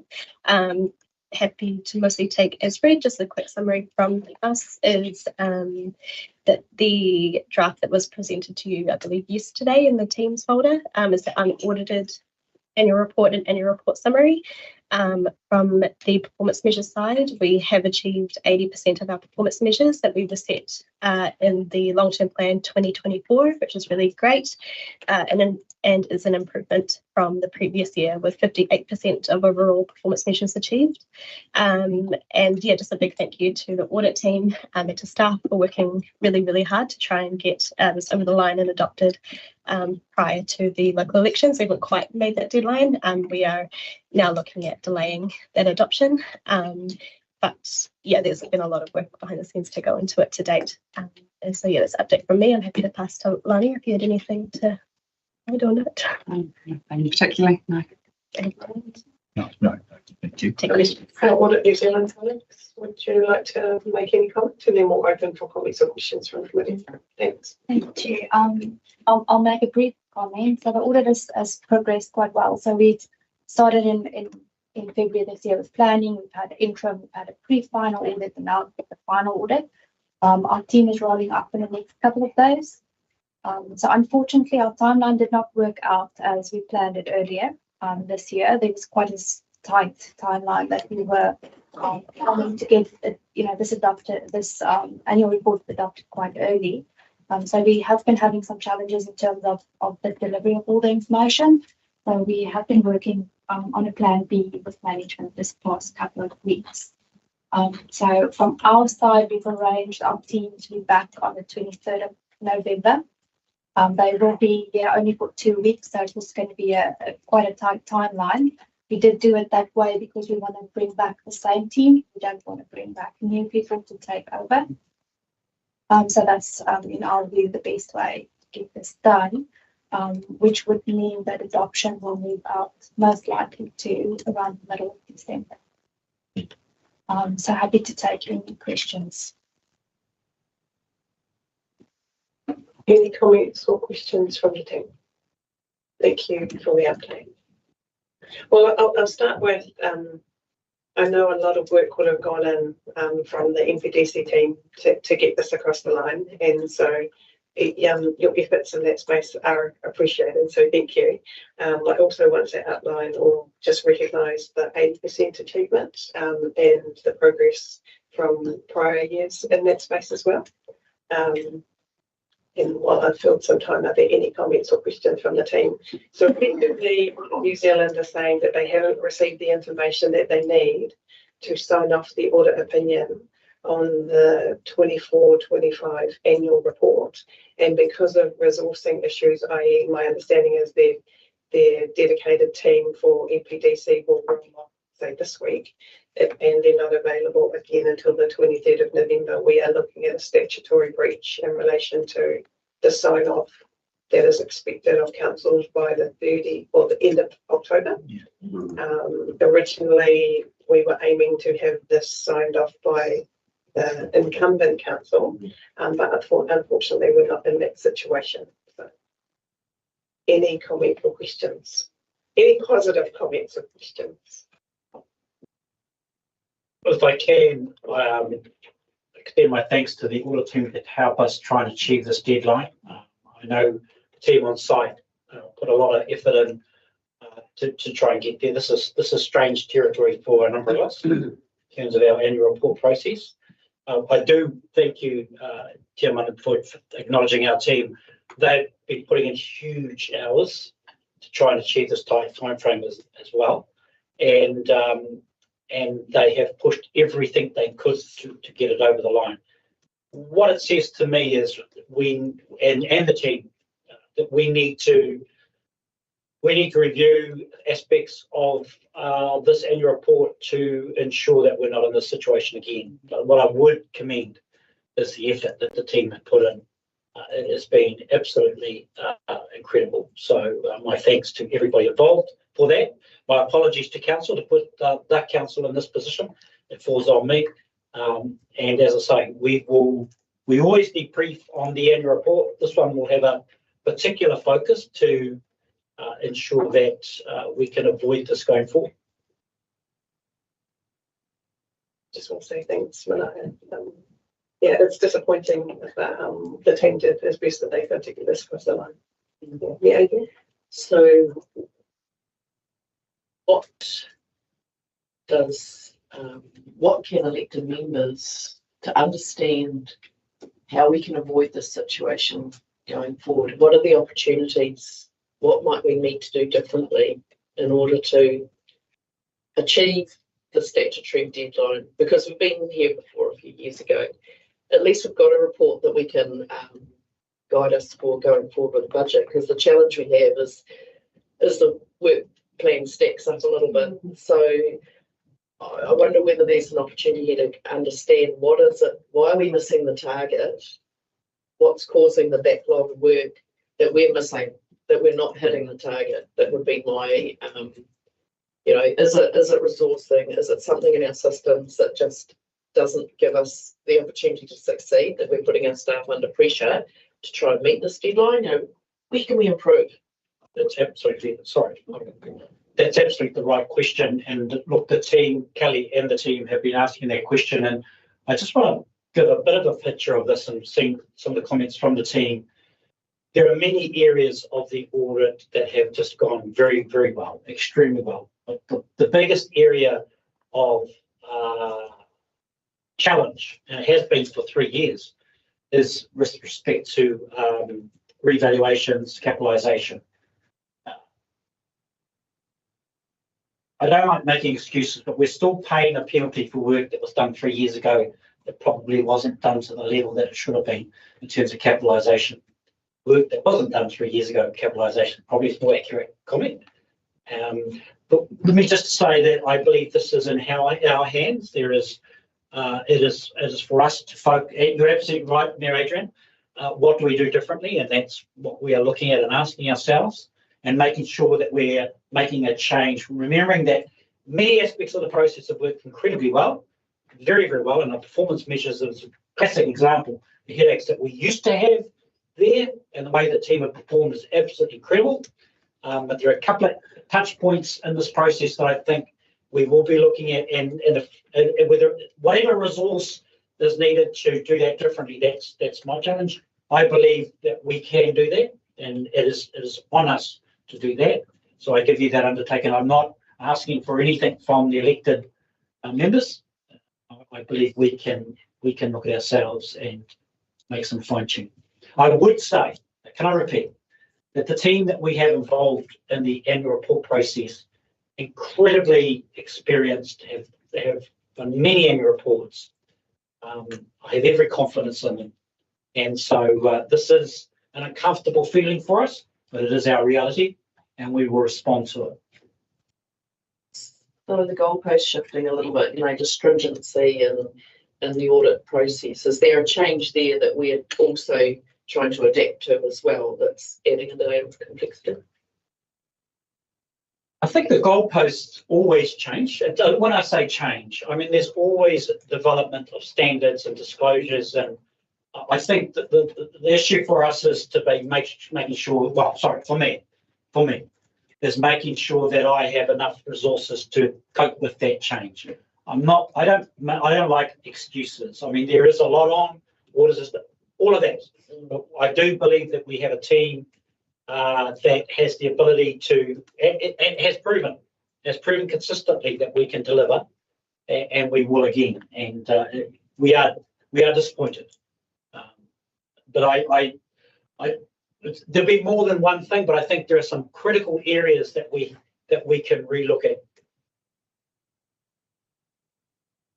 Thank you. And coming from an audit background, I would completely agree that it's never a nice time to be an auditor, and it's getting even worse in terms of the audit standards that are expected of audit teams, and therefore effectively have to be passed through to finance teams, etc., that have to work to those.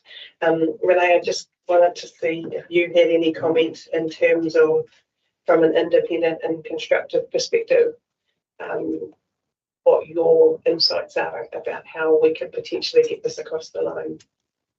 And it's okay if you don't hear any comment, it might come out at the next management report. I think I would just like to answer the mayor on her comment just now. So firstly, I agree 100% with, the standards are evolving, and, those goalposts that we need to play to all the time. We do have a very strong drive internally at the moment to get our processes as efficient as possible and get our testing as efficient so that we get over the line, but not go into the weeds where we should not be. So it is that fine line between doing what we're required to do, but do it as efficiently as we possibly can. So we are busy, and we have just gone over to a new auditing tool, which is also helping us, get to that point. So it's quite a focus for us. In terms of what I'm seeing, I'm a little bit removed from the team who's on the ground, but what I'm seeing is that the NPDC team has been backwards to get to where we are at the moment. So thank you very much, team, for your support, and there's a tremendous amount of hard work that went in to get to this point. What I am seeing is there is a little bit of challenges in terms of systems, I would say. It might be a little bit of a removed view from my end, but I do feel that the systems in place should really support the management teams. It should give them the opportunity to really run reports and give information at basically a touch of a button. And it might be that in that space, it would be good, for the team to just have a look at, all the systems, financial system, fixed asset systems, and those things, giving them the information, easily and quickly, so that that can be provided for audit or for the management reports, all of that. So just to see that there's not, time spent there that could be utilised better. Thank you. Renee, do you write a reply on that? Oh, no, I think there's always opportunities to improve the systems, absolutely. As I say, I think note 12, PPE is a big issue, and revaluations is a big issue. I know Lani has identified that as an opportunity, if we can bring some of that work forward ourselves. So I do think that having clarity ourselves about the standard that we should be achieving as the standards evolve, I think that's very important. And look, it may well be that I have to throw more resource in it at particular times. But look, all I would say to council is apologise that we haven't achieved that target, that we will learn from it and we will adjust. Sorry, I guess the key question is, how do other councils achieve it if we aren't? Is there something in our systems that is holding us back, that other councils have different systems in place? Is it technology? I'm trying to get my head around, to run reports at a click of a button. Well, if we can't do that, is that because it's our program that we're running and are other councils running the same program and are also in the same situation? I'm just trying to get my head around. Surely there are other councils in the same boat. That it's not just Matamata-Piako. I just have to anchor back to 30 years of annual reports. This is the first. So my people know what they're doing. They know how to do it. I do not enjoy missing targets at all. I know other councils have missed targets, but that, to me, I'm not interested in that. I'm interested in us achieving what we should. So I just need to reassure you that we will do what we have to do to learn from this and improve. But I also want to just reiterate, there's many aspects of the draft annual report which have gone through absolutely without question. So I do believe it comes down to a number of areas. And yes, there are improvements in systems. Team already have identified last year as part of our SEVS project ways of improving to get data out. But our system that we have, many of our systems we have in place are used by councils in New Zealand, councils in Australia. So yeah, unfortunately, yeah. So thank you. I guess we're in a position in terms of the recommendations as well, because the recommendations in front of us is that the information, including the annual report and summary, be received and we provide feedback. But we're not yet in a position that we've got one that's cleared by Audit New Zealand. So I guess my question potentially to yourself, Manaya, is, are we effectively holding this over for a future hui, or how would you like to approach this one now? Not only this one, but 8.11, which is the review of the accounting matters in relation to the financial statement as well. Just want to get a bit of guidance. So I'm happy to go through them. But feel like, given the Audit New Zealand team isn't back until the 23rd of November, there is a gap. And what I would just say is that, as Olivia pointed out as well, there are many aspects of the draft which are absolutely fine, but it's very difficult for the committee to give us the feedback, knowing that there is still outstanding work there. And to be fair, you haven't had much time to absorb the whole report, of course. So that's also something that we need to reflect on. From the staff's perspective, I think the fact that, look, we're here to front up to where we are, and to reassure you that we will learn from this. I think that I fully expect that the committee would expect an appropriate response to this particular process. In other words, a long-winded way of saying, if the committee passed a resolution to say that the chief executive undertake a review of the annual report process to ensure that we can take on board learnings and ensure appropriate improvements to our process to avoid this in future, I would fully expect that from the committee. And I guess on that one, so thank you for recognising that. The review based on sign-off potentially not being completed until mid-December, wouldn't maybe happen until early next year? Or is it The review is started. Yeah. I would anticipate we would receive the audit management report and present that to the committee in the new year, given the proposed timing. I guess the question that I'm asking is the approach in relation to the annual report. I think you're still wanting us to receive the report and provide feedback on the report as well as the accounting matters. I think aspects of the accounting matters are clear. I think in terms of the annual report, if there is any feedback, I'm sure the committee would, the team would appreciate any feedback that you have now or later. So I guess my question is, do we have any feedback on the annual report? So we'll come here to. That we got yesterday afternoon, yeah, and I didn't see it until I came back from Rotary last night, so I hadn't even looked at it. What I'd like to know is, of that report, what is unacceptable or has not yet been accepted, and what and why? That's, if there's a list of things that are outstanding, what are they?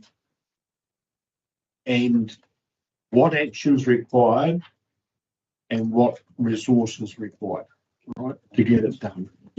That's annual reports don't really mean a lot to me, quite honestly. Okay, it's a summary of what's happened. It's past, but if there's a requirement to meet a date, we should be meeting that date. And so really, I can't understand it until I know where we're missing the target and why. And to that, I think Renee yesterday sent a letter which effectively outlined some of those areas. And apologies, because of things moving quite quickly, I don't think it has yet had the opportunity. That is in the REC Teams file for everyone to view. And I guess the thing is, because of the timing, people might not have had the opportunity. So, Renee, are you able to outline just a couple of those? I think I've spoken to one already, which is in relation to the PPE and the auto reevaluation space. Yeah. Thanks. I think maybe without going into all those detailed sections, what I can say is that the audit, it's the audit process that's not been finalized. So at this time, we don't have any issues or findings or significant matters that's of concern. So there's nothing in that annual report at this point that I can say is problematic or these adjustments or anything. It's just a question of the process, which is some field work being done, and then all the reviews coming after that. All of that is not completed at this point. It was a bit of everything moved on in terms of timing. It's timing rather than content. Exactly. Right. So the only question that I have is, in my report, I've written that our pipeline upgrades are already showing tangible benefits with less water leaks, but then I read the statistics and it's 33% was under 30 last year. So am I accurate in saying that there are less water leaks? Because there's no point in me putting it there if we've actually increased the water leaks or the percentage. It's just for me, for what I've written, is it accurate or isn't it? Yes, it is accurate. So the water loss has been noted as a measure that, in particular, that has been outstanding in terms of data from Maori. So there's two methods available by the DIA to calculate that data. one of them is water balance, the other one is minimum nightly flows. Under the minimum nightly flows, it was that 33% or the 30-ish%. We also did the water balance measure and it was about 15%. And the team, to our understanding, believe that is more accurate to go by. But because we set in our LTP that we would use the other method, that's what we have to use and the result that we have to use. So it is accurate, but that's the result that we have to report on.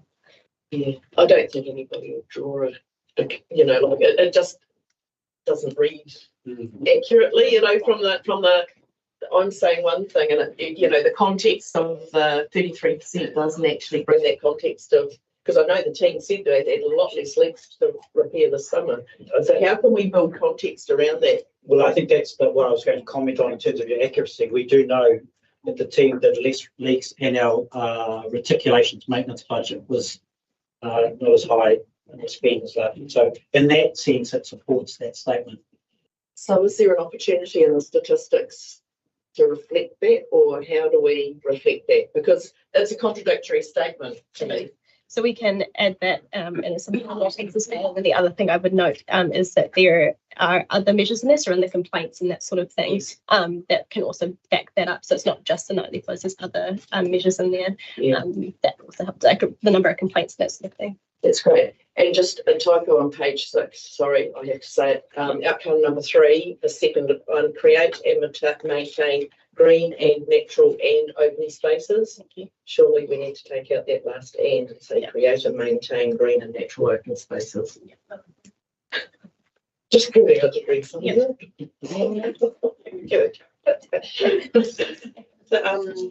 I'm in a similar position to Councillor Bruce, whereby I didn't have the opportunity to get through the annual report. So I guess my question to the team is, are you welcoming feedback as members have the opportunity to actually go through the report and give that feedback to you? Oh, absolutely. Okay, so we're And I think our next step would be, in light of the mid-December adoption of this annual report by council, if this committee is re-established by the council and a December meeting is scheduled, we can bring the annual report to your December meeting so that you've got fuller opportunity to review it at that point.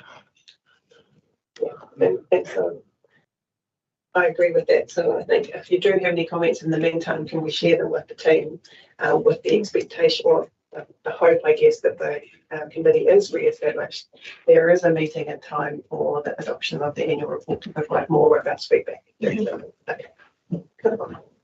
So ultimately, the recommendation in front of us is that the information, including the annual report and summary, be received, and the feedback is provided, and the feedback will be provided based on what came today, as well as direct feedback to staff members and hopefully future feedback in a future risk and assurance committee meeting.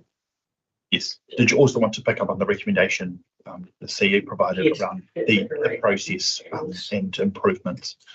Yes, and that the CEO or the team will undertake a review of the annual report process and provide feedback to the risk and assurance committee as well as council.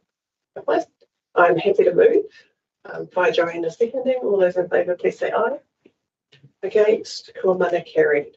So I recognise the time and we're close to, I suggest we take morning tea now and then come back in 15 minutes and then go at it again. So thank you very much for your patience.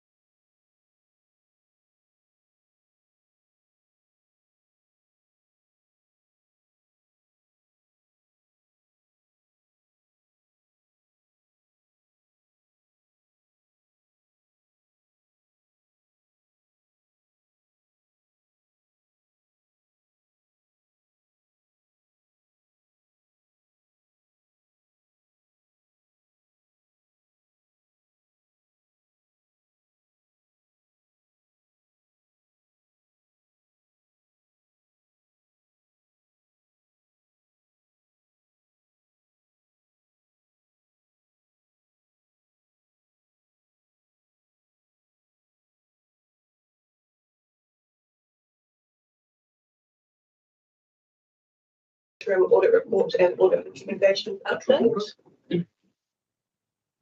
I welcome back to Olivia, Niall and Lania. We can have a brief comment and then we'll open for comments and questions from the committee. Thank you. I'm happy to take it as read unless anyone else has any comments, but I'm happy to take it as read and answer any questions or comments. Perfect. Niall? No particular comments. Thank you. Excellent, thank you.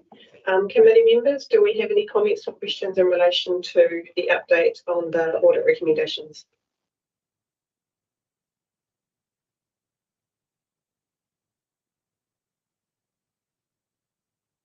I guess it should be progressing. Moving forward. And I think I'll just reiterate our general concern about the number of recommendations and recognising that at the time when we have the resourcing, we will do as much as we can to reduce that number.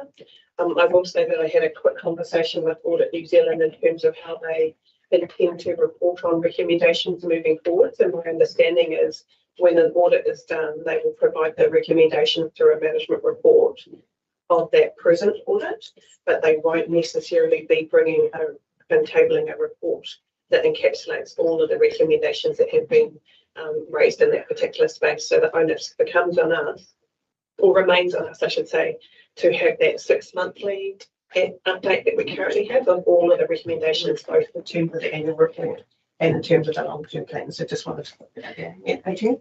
That's great. If I could just comment here, with regard to, I just want to again extend my thanks to the team. 32 issues, 10 sent for closing, 14 in progress, 1 we disagree on, 2 are resolved, and this is 5 not progressing. So I think the team's made a very concerted effort to move these on, and I'm very appreciative of the efforts of themselves and others who are actually not in the room. Awesome. Thank you for that comment, and we share your pride in your team. Sure. So the recommendation in front of us is that the information be received. I'm happy to move. Could I please have a seconder? We have Deputy James seconding. All those in favour, please say aye. Against, Kumana, carried. Great work, team. Item 8.11, which is the review of accounting matters in relation to the financial statement for 24-25. Lamia just lost 2 friends. But, We take them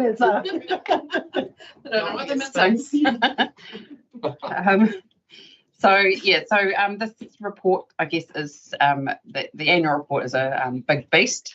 So what I'm trying to do with this report is just to highlight to you some of the key accounting matters within the financial statements, and an opportunity just to explain some of that. But yeah, happy to take any comments. comments.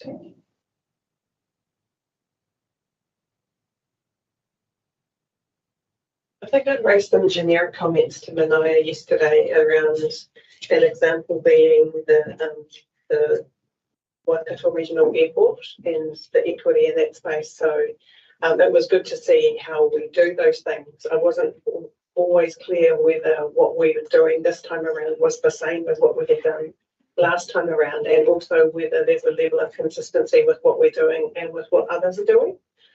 So just nothing that needs to be changed, just something for consideration in terms of someone that sees the, doesn't see, is not donkey deep in this space. Yeah. I guess with that, if I was doing changing the way we treated something, I would highlight that in this report. So yeah, thank you. So thank you for following that comment. That's perfect. Cool.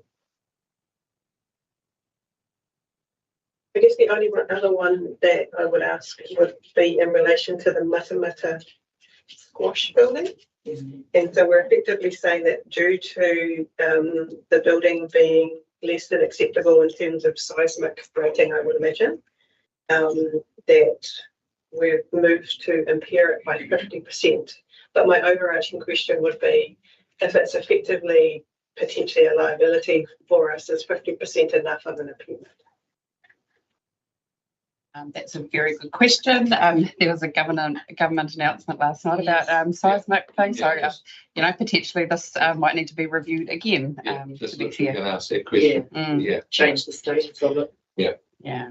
So, and to be fair, there was limited information at the time that I made this assessment with the help of our property team.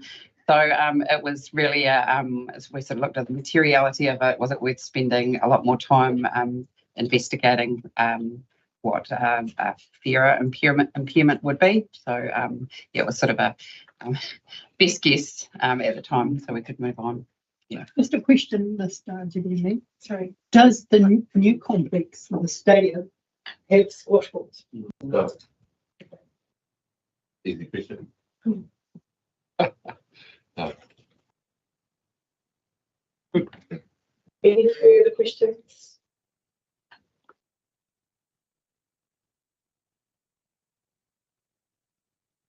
Doesn't look like it. So the recommendation is that we receive the report. I'm happy to move. Could I please have a seconder?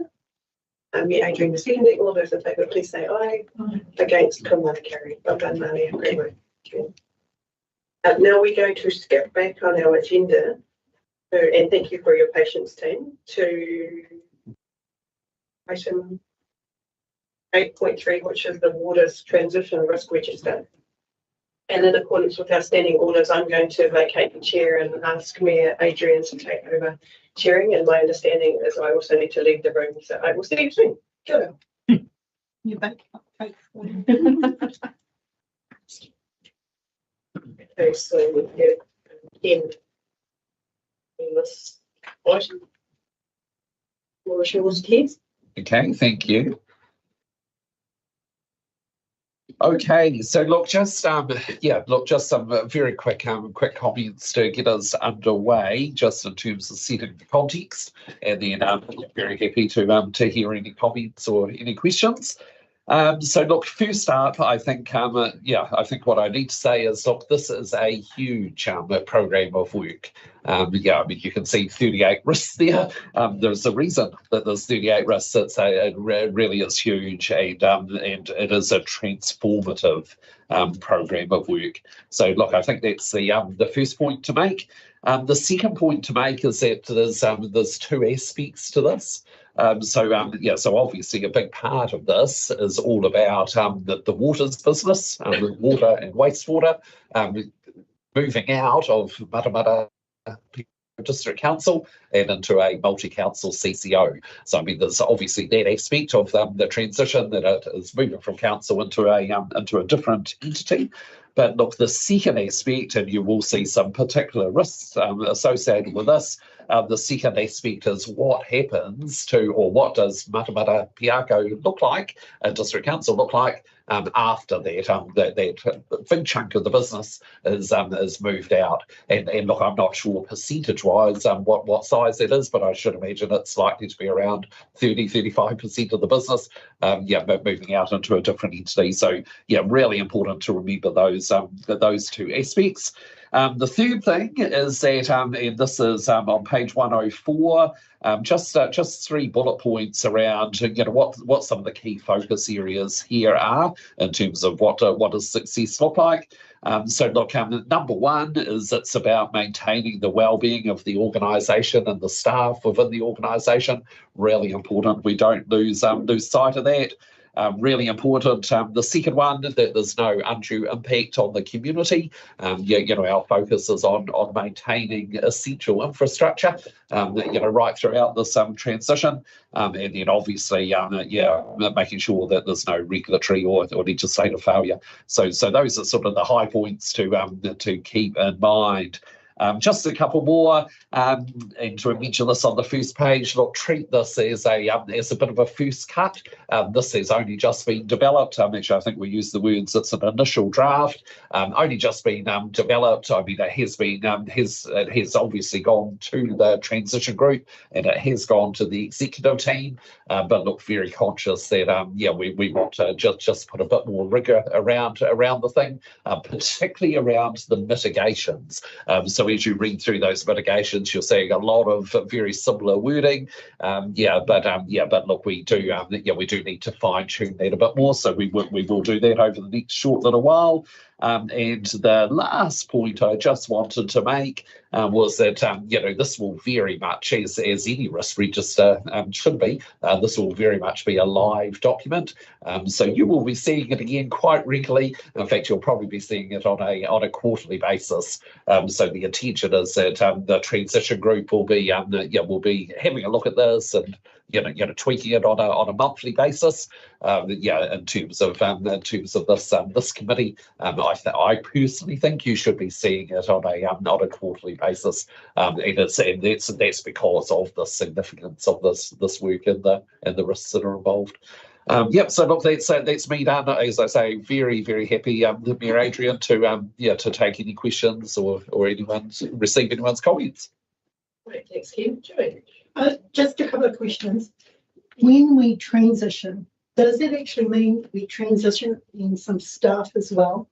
Or, what's that impact? And the other thing is, how much control do we have once we go into that new entity? Right. Yeah, look, fantastic questions. I think probably best addressed by the Chief Executive, given the nature of those questions. So, yeah. Yes, so there will be staff transferring to the new entity from all of the council shareholders. In terms of staff directly, this is an approximate number who are directly affected from Matamata-Piako. I think we've got a full-time equivalent number of 280. There's about, I think, just on 50, roughly, that would transfer across in various forms of guarantee of job. So in terms of control, this council, as the other councils, are owners of the new entity. And so there is a forum that is established, which is the shareholder forum, which the mayors and our deputy representative council. And the shareholders forum, one of its first tasks, and I think it'll be meeting in December, will be to set what they call a statement of expectations. And that statement of expectations is exactly that, message to the company about these are the things that we expect as shareholders, and direct the board of directors in terms of the management of the company and chief executive. So that's the control. I mean, it is a change in that we are more than one step removed from the operations. There are a number of things that we have done to ensure that the entity understands our priorities. That's a water services delivery plan, as I think Ken alluded to earlier in the meeting. It's been approved by the Department of Internal Affairs. That becomes a guiding document for the new entity in the early stages because it sets out our priorities. However, the company, when it does get established, will review that, and there will be no doubt changes, but there'll be a formal communication through the shareholders forum back to the council. Questions? Sorry. So when Jodie left the room, in the new entity that she's joined, what impact does that have on the setting up with the mayor and the deputy mayor, that group? I think my question is around, are we missing an opportunity? I'm not taking advantage of Jodie, but what is that in relation to what you will be putting on? So Jading's been appointed to the establishment board. It's a bit like a Fonterra, where the shareholder council will be the mayors. We're represented, we're not on the board. So that's the point of difference. And so when we do the statement of expectations to the board, that will potentially set the expectations of how they will deliver. Because we will still, council as the owners of the asset, that's our opportunity to sit in that space. Otherwise, if we didn't have that, we'd be too far removed. And you can't have mayors and councillors on that board. It's got to be people with specific skills. And so that's why Jading's removed herself, obviously, because of the conflict. I was on the appointment committee, so on for some key skill sets and initial establishment. give you some assurance. And you know, like just how far we're away, and obviously, she will be sitting in a key. Yeah, but not representing us. No, She'll be there as a board member, and that's why there's that line delineation. Yeah, the important thing is while 35% of the business is moving into a CCO, there will still be some capacity needed because with our growth and all those sorts of things, where the relationship with the CCO will be very important strategically because of renewals, upgrades, maintenance. It's just that alignment, especially with growth, will be the key. Yeah. And we will keep growing, being the golden triangle. Any other questions? It's really good actually to see these all listed down, because it's even to appreciate that our team that are in the KBS that do the on the ground stuff, that their vehicles, the KBS vehicles, that all goes to the entity. So there's a degree of consistency and assurance for the people on the ground. It's still going to be working in the same space. It'll just be under a different entity. One question I did have, I'm just thinking, it's probably more operational than anything, but we're in the 25-26 financial year, and just the delivery of our capital projects that we've got, or any projects that we've got happening in the waters and wastewater space. At what point, because some things will be transitioned in progress, Yes. is there a point where we delay starting something? Like, is there anything like that around those risks around what the program looks like? Like, if we're running behind, does it just carry forward? I suppose would be the assumption. Business as usual. Yeah, so it's just that carry forward, isn't it? Yeah. And they'll just take over where kick it off. Yeah. No, look, I believe the whole thing is about all councils, so not just Matamata-Piako, but all of the councils continuing BAU until their respective transition dates. Bearing in mind those transition dates do vary. So Manaia, I believe there's 3 councils going into this on the 1st of July, yes. And then some like Matamata-Piako and 1 or 2 of the others a little bit later. I think a classic example of a project that I think might be re-looked at in the new entity is the desludging. Because that has potential wider benefit. So yeah, under an aggregated model. Yeah. Bruce. Look, it's all tabulated. The only comment, it's really just a comment, is what more can we realistically do before we end up worrying about the risk rather than concentrating on the real task ahead. Absolutely. And I think, if you had asked me 2 months ago, we'd have a risk register with 38 risks in it, I'd have thought, no way.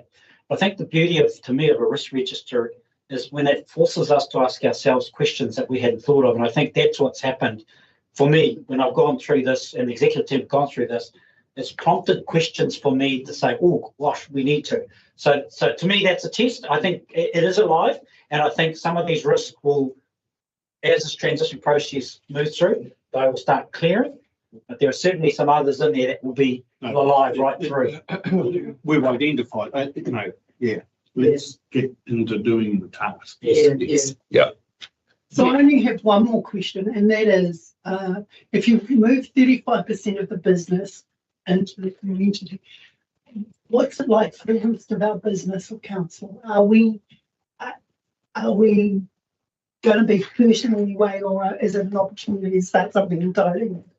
Well, that is definitely through you, Mary Adrian. That is definitely on our agenda.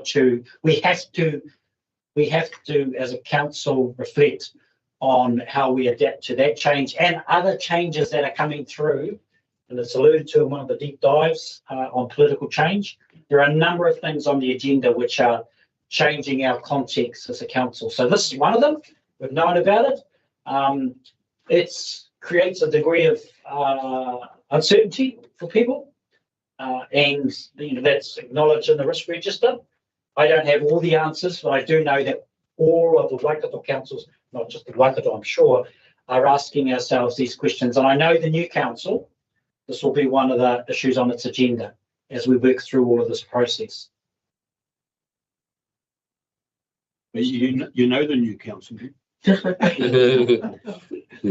Anyway, because it's like even risk 38, poor participation in pre-transition staff training, that sort of thing. I guess that the people part is the important, really critical point in this, and how the team can take the Waters team on that journey. Because if there's resistance or just a misunderstanding, it's to be really open and transparent, isn't it? Absolutely correct. A comment was made to me by our team. I was at a meeting last week after the council meeting, our team, and somebody made a comment to me, the finances are going to be very hard. They're going to be the hardest part. I said, actually, that's the easiest part. It's the people, which is the hard part, the really hard part. For the organisation and the people remain, and the people who transfer over. Because it really strikes to the core of why we're going into the segregation, and perhaps the people on the ground, they don't necessarily over that, like from the financial perspective and stuff like that. But that's for me is going to be the critical, is the people, because you can change the electricity bill just gets paid by somebody else. The petrol will get paid by somebody else. It's just some of those things are actually quite defined. It's the people. Okay, so no other feedback. I'll go back to the recommendation here.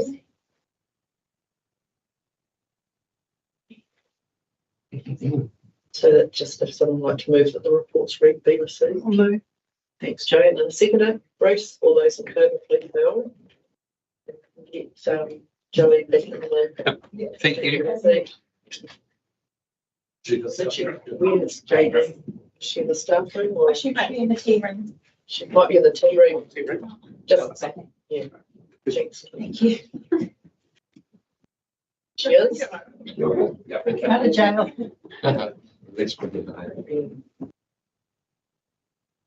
Cheers. Yeah. Well, back.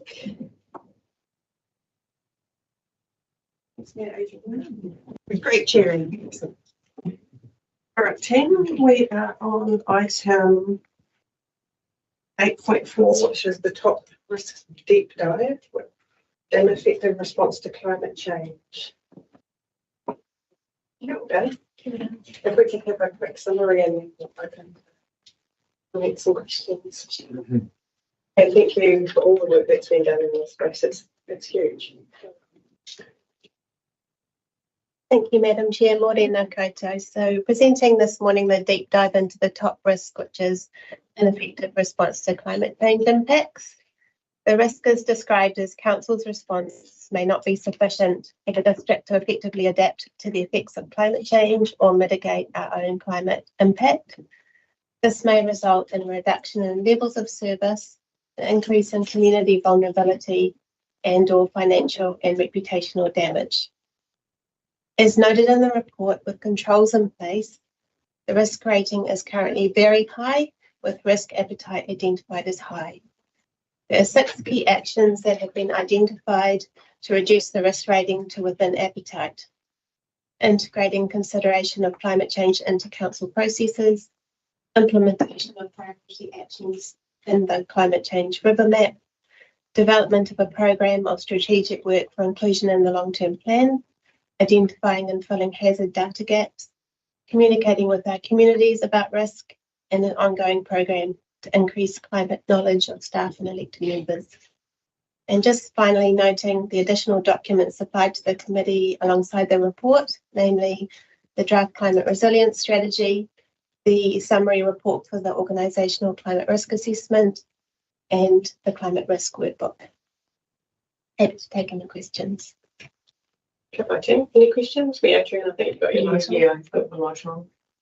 It's just, I perhaps may have misinterpreted. So in our annual survey, we did actually ask a question about climate change. I can't remember actually reading that piece. So that was in the full survey. Cool. Yeah, because I was thinking we'd just done consultation, but it's actually in the survey. So yeah. Yes, that's right. Whereas most of the questions are asked every year in the 3-year cycle of the LTP, this question has just been asked once over that 3-year cycle, and the results are from that one year of questions. Thank you. Clarification. Any other comments or questions? Also, given what's been highlighted, i.e. our appetite is high and our actual risk rating is very high. So we're operating outside of that space. I guess the fascinating thing around this, going back to the 64% of residents state that it's important, we're bound by legislation. That is the key guiding principle. If there's things that are of an interest to the community that sit outside that legislation, it maybe seems discretionary, especially when we're talking about budgets and funding stuff. So it's just to strike that. Is there the survey, I guess it's just a snapshot of what it means, or what the question is. What we're doing is by legislation, isn't it? That's what we'll be audited on. So again, it's the difference between expectations or what the public perceive as our responsibility. And just to overlay on that as well, so do they understand the extent of funding that will be required to meet what those legislative requirements are? And so I guess how's that conversation going with the community? The conversations with the community to build that deep understanding of both the risks and our options to respond and the associated costs is only at the beginning for us. To date, we've mostly been focusing on council's own assets and services and what the risks are there. Is definitely on the radar, as signalled in the resilience strategy, to broaden out that conversation to the community level. Just in terms of what we're legislated to do, there's a few specific things that are specific to climate change, like the Zero Carbon Act, the requirement for councils to be able to report back to the Climate Change Commissioner on our actions, and the expectations from the Auditor General. But I guess just to a large extent, our core responsibilities under the Local Government Act to provide resilient services for now and into the future is very much linked with this work.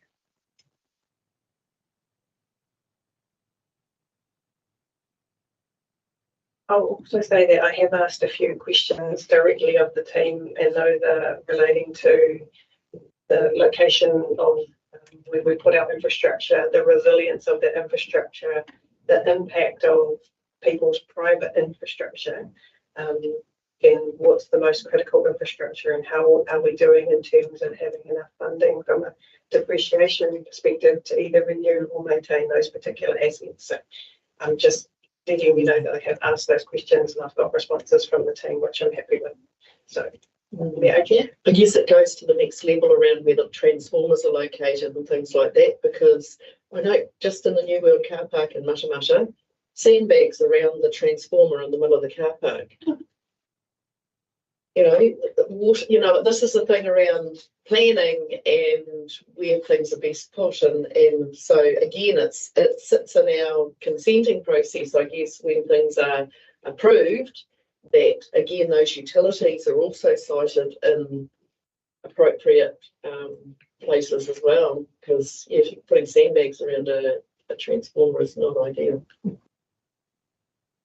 Just highlighting that as a risk anyway, that's not necessarily it's not directly our issue, but it is from a planning perspective. Yeah. Yes.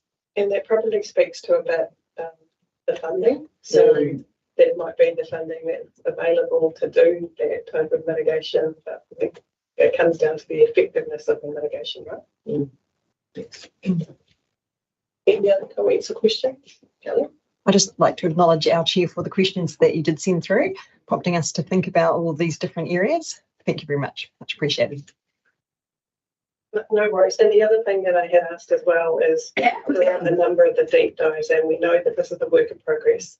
It would be good to see the cohesiveness about how we look at the mitigation. So sometimes it's a 1 to 5 rating, sometimes it's effective, partially effective, not effective. Sometimes it's a percentage. So if the team is working, just acknowledging that the team is working on a more cohesive approach in that space would be brilliant. So I just have one further question just around water conservation and the need for rain tanks. Where are we at in our district plan for requiring houses to collect some rainwater? Because there's I've heard two things on the radio on a Saturday morning or Sunday morning, where there's stormwater retention, but there's also rainwater for use outside. So where are we at in our planning to for that to be? Is it compulsory yet or not quite? Just I think because we are requiring it in some consents, are we? Just trying to understand where we're at in that stage, because people keep asking me, well, why aren't you requiring rainwater tanks and things like that? Good morning, Chairman. At the moment, we are requiring them under our new plan changes. At the moment, it is not retrospective, but it's just for the new plan changes where we're adding and making changes to our district plan. And there is still more space in that area as well. But at the moment, it is just for outdoor use. So it's collecting stormwater and reusing it to wash your car or water your garden. We are still probably going forward having to look at a little bit more around even using some of the in-house and, flushing the toilets and things like that. But there is quite a bit more involved in that because you do have to have certified plumbers and having it set up a little bit more complex. And we are watching what other councils are kind of doing in this space so we can feed that into any future plan changes or district plan changes. Yeah, just good to get that clarity because, it's something that we're getting asked, I'm getting asked about regularly, and it's a timing thing, but it is in our strategy basically that we can go to that thing. There was also a question about putting a mechanism on showers, so that flowers are restricted. Yeah, and I remember talking about it at the stable about maybe 3 years ago, and just where that is, just safe water. I thought it got changed. I thought it got taken off. It may have been a council level, but it had gone through this committee. Oh. I did see a slow to flow sign on the way here today. To your point. There's a voluntary approach. Some people are more so than others. I do understand that new Kaingaora houses actually have low pressure. And towns, that's always the thing, is I spoke that live in the rural areas is low pressure, and in town you get water blasted if you turn it up. But some cities are bigger than others. But I guess it's just understanding it. It sits outside of this, so it's a bit of a digression, but it's just to understand what we're doing from an operational perspective in this space already. Okay. The only other thing that I would ask is will there be opportunities, or have there been opportunities for elected members to go out and kind of see some of these things in action, kick the tires on them, ask questions? You guys might be getting that already. So when you talk about one of the mitigations being, for example, the civil defence and emergency management arrangements, like do you guys get to go out and see that in action? How prepared we are, because it's listed as effective. But I don't know the answer to that. Is there any intention to do a tour or something? I was just going to comment that what we have had actually, let's just walk in the room. We've had our CDE and people come into council and provide an update on the status of their plans. I think we've established a new structure, and we're in a cooperative shared service in South Waikato and Hauraki district, and a new management structure, and the work plans are being prepared, and that whole relationship is developing. So we were in here last week, I think it was, at council. So that's all we've done so far. There have been example exercises that have been run. One recently in Matamata. We don't tend to want too many extra. Well, even myself actually being there is a bit of a nuisance, I'm sure. So, but we certainly are very aware of the need to keep council informed of how that whole area is developing. Thank you. Apologies, it's not as relevant, I think, for this particular risk, but it might be relevant for some of the other risk deep dives as well to really kind of clock what's happening.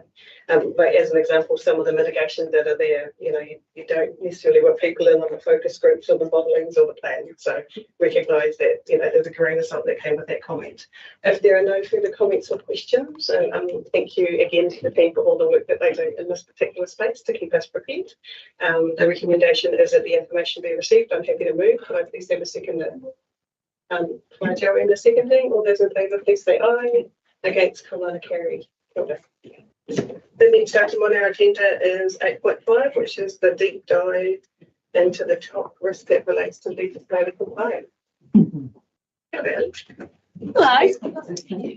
Oh, you got Ellie and Ellie. Yeah.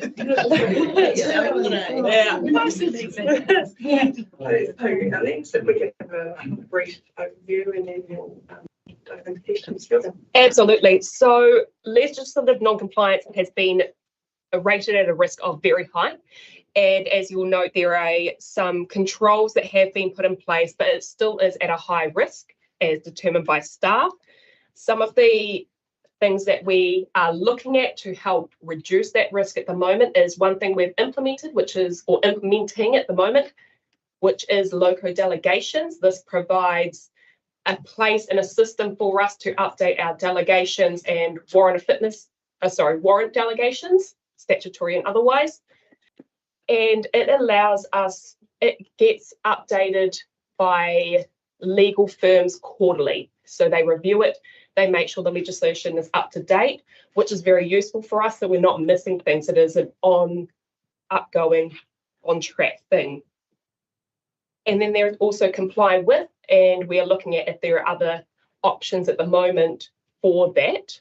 And comply with is a system that sits outside delegations, but ensures that council was meeting its obligations across the board, across all of its departments. So they sit in tandem, they work together.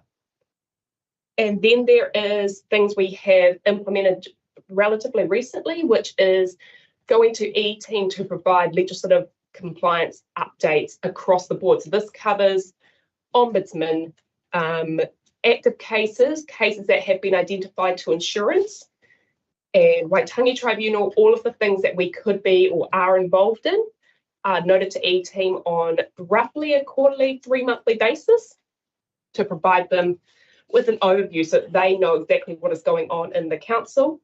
And because of the broad nature that we've done, it is everything. It's not just things that are in court, it is things that could be, or things that if they continue to gain traction, that they could go further. And we are also working on providing staff with further guidance and training in areas such as Lagoima and other things like that to help reduce human error in those aspects for privacy, Lagoima and things like that. And that is it at the moment. Thank you. Any comments or questions from committee?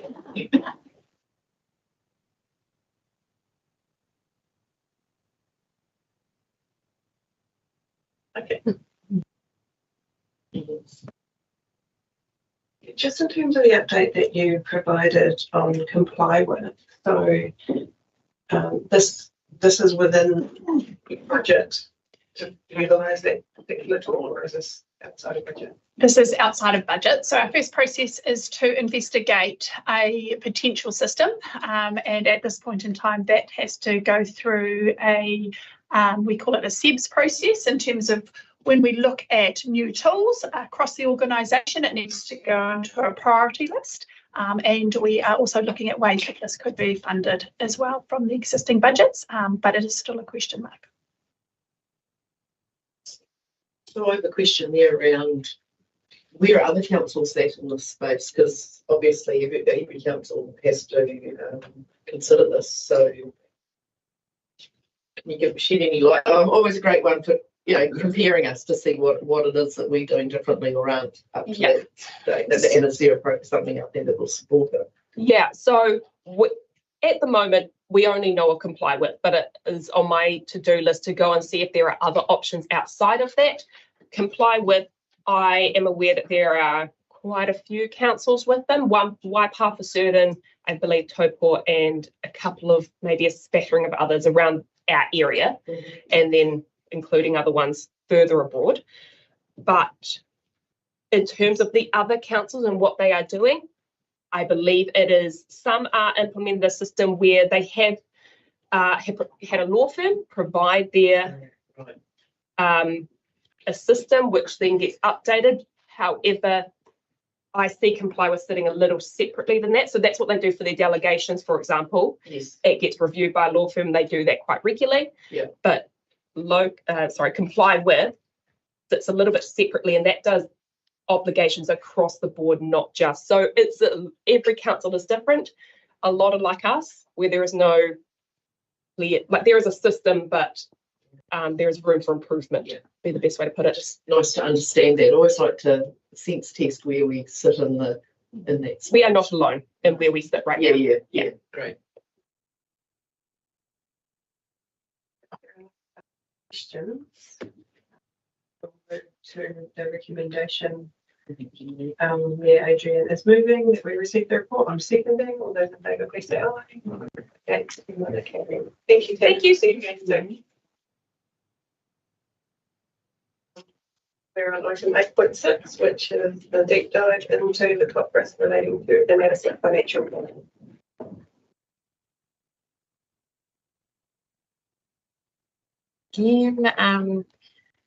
So I guess in terms of inadequate financial planning, we think the inherent risk for this rating is very high, and after some of the controls that we've noted there, we think the residual risk drops too high, which is still outside of council's risk appetite.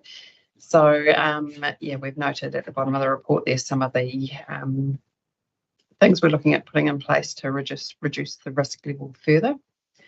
Happy for any questions. Any questions, team? I think it's always been the case, isn't it?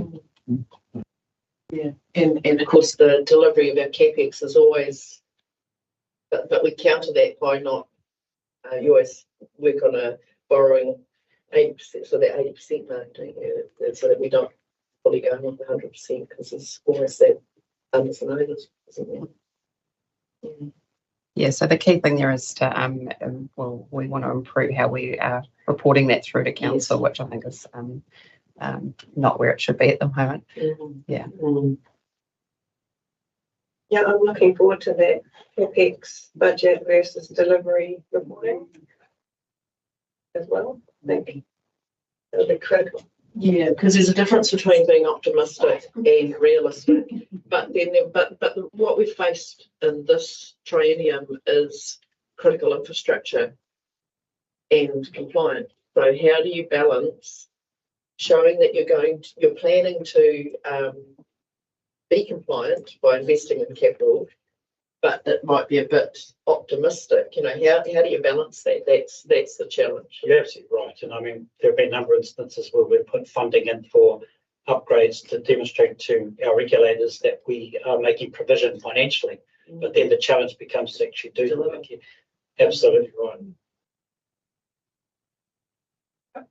I guess the main question that I have in this space is we're talking about financial planning, and we've just talked about climate responses, which are not cheap, and there's a lot of infrastructure things coming up and in the future which are also not cheap, and trying to ensure that we maintain a solid level of reserves so that if anything was to happen, we're in a strong opportunity, or have a strong opportunity to respond. I guess that's the overarching concern for me, is when you look at the funding, making sure that you've got the reserves, making sure that you're funding depreciation appropriately, and also monitoring the operating deficits so that you are, so Manaia, you're going to comment? Yes, well, thank you. You asked me that comment yesterday, and my comment was that historically we've been in a very good position because we have considerable headroom in our debt, and that was always seen as a backstop. For example, in the event of underinsurance in our valleys, that's changing. the water's changed that profile, and changing that profile, there's a lot of work in front of us. But as you know, the waters activity will be transferred through to Waikato Waters Limited, and therefore our debt profile will then be a lot healthier.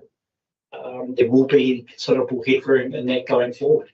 So we haven't tended to actually set up big reserves. I think we've got one reserve, one cash reserve, 5.4 investment, 5.4 million investment that can give us some flexibility. But I think that certainly the debt headroom has been one of our unofficial contingency plans. Thank you, and thank you for mentioning insurance as well, because I see within the paper we're talking about a strategic review of insurance arrangements, which I think is a good thing. Just wanted to acknowledge that. Are there any other comments or questions from the committee? There being none, the recommendation is that we receive the report, and so I'm happy to move. Councillor Brissy, you happy to second? I'm happy to see. Which he is. All those in favour, please say aye. Aye. Against, Kumana carried. Thank you, Peter. We're on item 8.7, which is another deep dive about failure to respond to political change. And let's just be clear, this is essential government change. It could easily be. Thank you very much. So as the author of this report, firstly, I acknowledge the inconsistency in the ratings that I've used for the effectiveness of the risk mitigations. I've had the report as read. I'll just make a couple of comments. Number one, I'm delighted to report, as Ken alluded to earlier today, that this is one of the risks we were at least halfway to achieving our targeted risk tolerance of moderate. One of the mitigation actions that we had to achieve a moderate rating from high was the adoption of the Water Service Delivery Plan, which has happened. The second action was the transition planning for Waikato Waters Limited, which is underway. So I'm confident that we will achieve that risk rating. The other comment I'd make is a reflection in terms of doing this report. To me, it's just reinforced the value of having various structures or relationships in place to enable staff and council to get close to have collective IP, if you like, dealing with other councils, dealing with local in New Zealand, etc. That is invaluable in terms of allowing us to prepare for potential changes arising from legislation. So the one risk control that I had a question over as to its effectiveness, well, I can't really comment, is the political climate monitoring, where I think it's possibly too early to be looking at that too closely. That is the potential change in national politics. But obviously, as we go into national politics, we might be watching that more closely in terms of some of the legislative changes that might be proposed. Happy to take any questions. Any questions, Tim? Just a comment, I see Luxon is, or the government asking Labor to support things on bipartisan. Will it ever occur? But if that's on the energy side of it, but that's where the uncertainty is. And if I can add to that, it's probably occurred the most in this 3-year time period with the change of government in 2023 of the swing in things, because the RMA was being reformed and now it's being reformed again. It's the water reforms. There are a number of political decisions made that have been flowed down into affect us. So with the building things, fast track.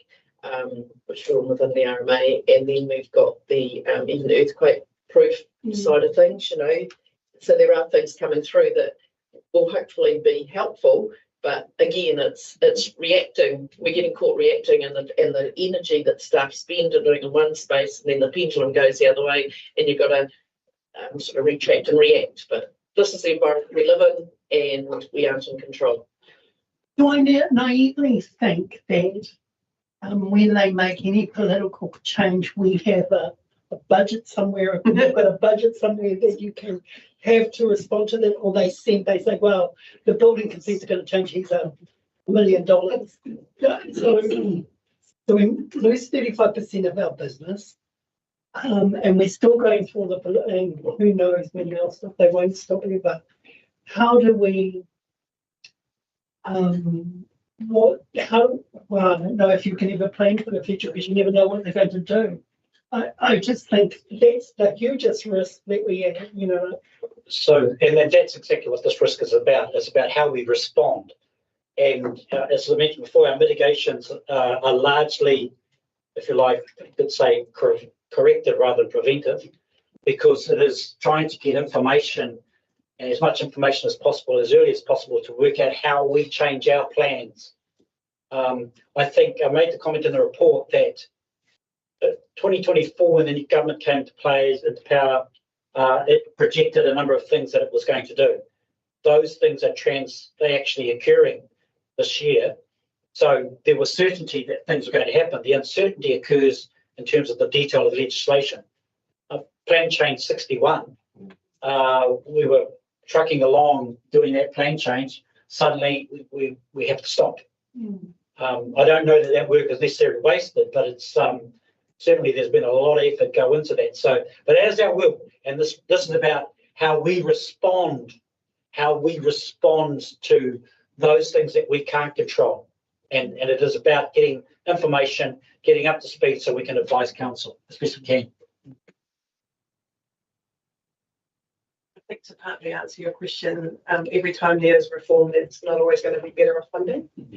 And I think for me, the strongest mitigation that we have is to ensure that we are strong from a financial perspective and have whatever reserves available to cover what is ultimately going to be stranded overhead based on expenditure that we have incurred to react to a particular political position.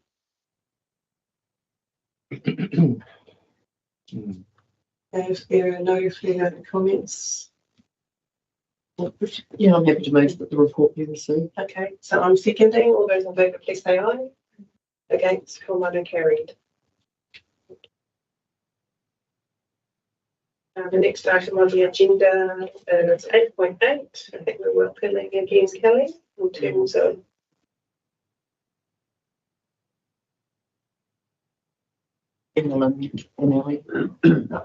Daniel. Morning. Yeah, Not bad themselves. very good. So if you could give us a brief overview of the report, and before you go into that, from my perspective, congratulations in terms of the result of the report. I think we had asked at this particular committee previously, how do we get onto a 2-year cycle? And I thank you and others have proved that. So over to you.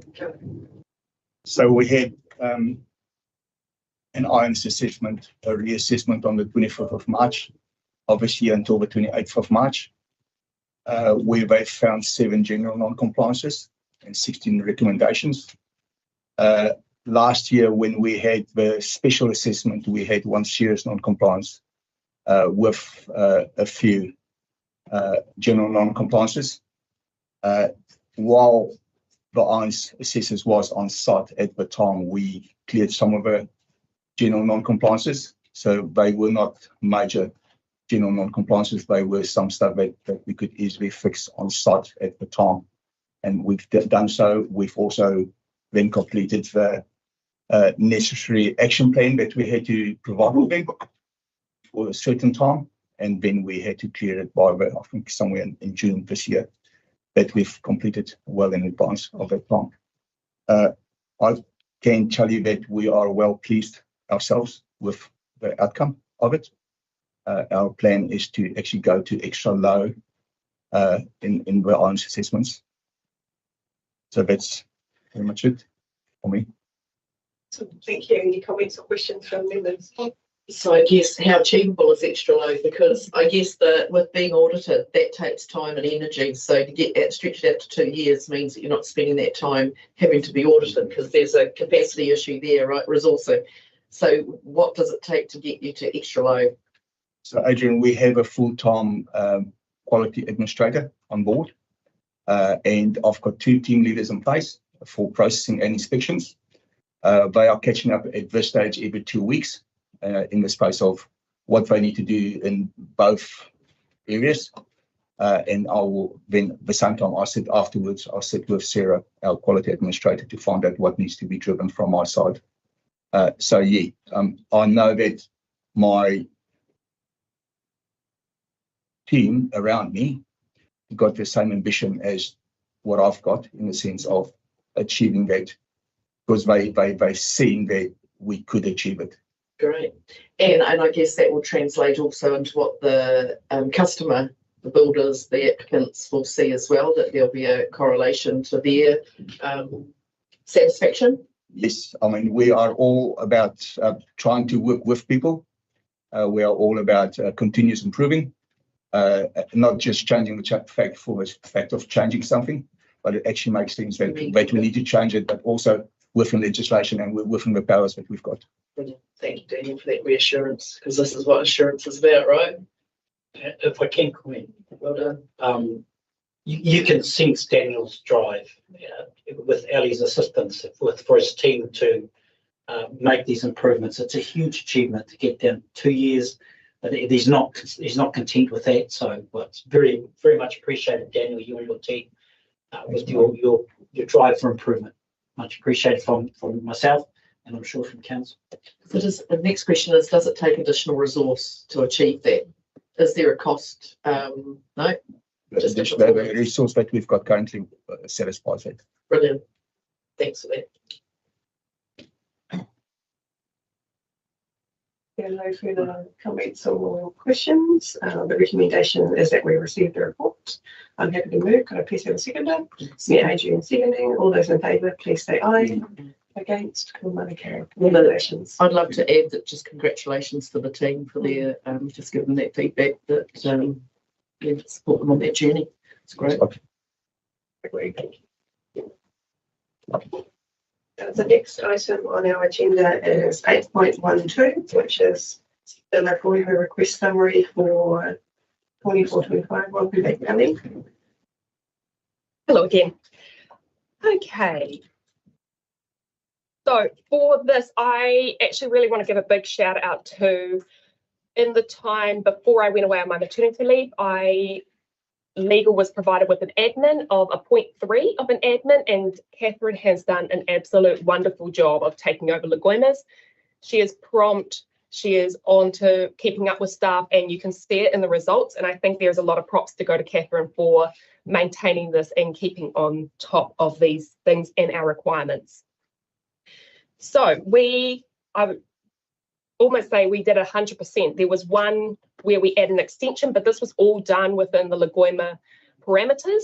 So we did 100% of our Lagoimas in accordance with the Lagoima Act, which I'm very proud of. And in comparison to our previous years, we've been making leaps and bounds. And on the whole, we did receive your comments about where you want this report to look like going forward. So we have already talked to our records department who maintain the register, and we're looking at providing a more in-depth review about what types we receive, how often we receive them, how many, and all of the additional data that we do already track, and plus some additional that we think might be useful. Yes, my question around that is around what are the Lagoimas about? Is it something that we're not seen to be transparent, or like that's? I guess there's different reasons people do Lagoimas, but I guess is there an opportunity in some of them where it might be that we're not seen to be transparent, and so they're looking for that information? Yeah, that is a good question. On the whole, I would say most of our Lagoimas, there are not very infrequent where they are repeated requests on the same information by different people because they feel that they're not getting it out. It is usually quite specific to the requester and their situation. I have never in my time refused a request because we're about to release information soon.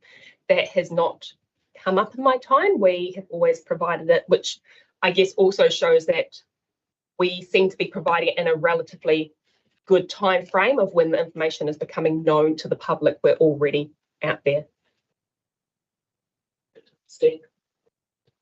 So just to thank you, Ellie, and congratulations on the result. Well done, and also to Catherine that you mentioned as well. Just for transparency to the committee, I had given feedback in terms of what could be considered on the type of reporting for the winner. So I had asked the team to consider the number of requests in comparison this year and last year.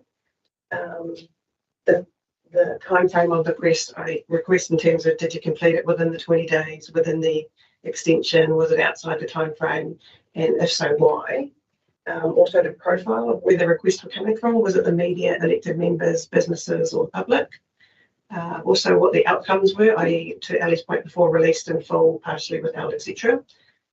Whether there are any complaints and how those are tracking, and also the charging in relation to Lagoima. So it's just, those are just items for consideration, but ultimately it's up to the members and council to outline what they would like to see.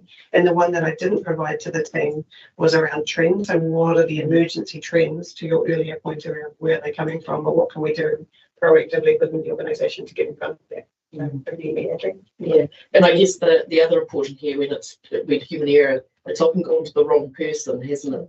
The human error, like it's. Yeah, sometimes human error is it goes to the wrong person, sits with the wrong person for a while. Sometimes people don't respond to the person requesting the information in a timely manner, and by the time we've got the response, we're going, we need clarification. This doesn't make sense to us, so it won't make sense to them, and the backwards and forwards pushes us beyond that 20 days. That's often. Yeah, so I guess it's really clear to when the Lagoima comes in as to who's in charge of. Yeah, and a really strong operational understanding of where does it go, because that's where we've sort of got lost in the past, isn't it, a little bit? Yeah, and Catherine and I, alongside Joe doing the privacy, we're wanting to do combined trainings for teams and going around council to undertake both of those topics at the same time. And also, speaking of the Ombudsman, I can confirm that each year, towards the end of the year, the Ombudsman does release a report that shows the Lagoima complaints, not other ones, just Lagoima. And NPDC was not mentioned because we did not have any. So that was for the 2024 year. So I'm waiting for their report for 2025. And I guess the only other challenge that I would put is if you're going to provide a report, it would be great if it was on one page. Yeah. So I know that it is tough in terms of all of the things that we've talked about, but just for consideration in terms of brevity for those that are receiving the report. Absolutely. The recommendation is that we receive the report, and I have provided feedback in terms of how it could be presented, but ultimately I don't think we're setting in stone. I think it's up to the subject matter experts to determine what information would be good for the committee members to receive, and then they can add things that they might want to see as the reporting progresses. So I'm happy to move. Could I please have a seconder? We have Councillor Bruce seconding. All those in favour, please say aye. Aye. Against, command carried. Welcome back, Ellie. 8.13, which is the legislative compliance register. Thank you. This is a document that we do every year. We go through stuff, we highlight the pieces of legislation. So this is actually to confirm what comply with would be replacing. But for us in-house, we provide a list of all the pieces of legislation that we believe staff are required to be compliant with, and then staff include what they are aware of and make their comments throughout the document. On the whole this year, it was actually very good.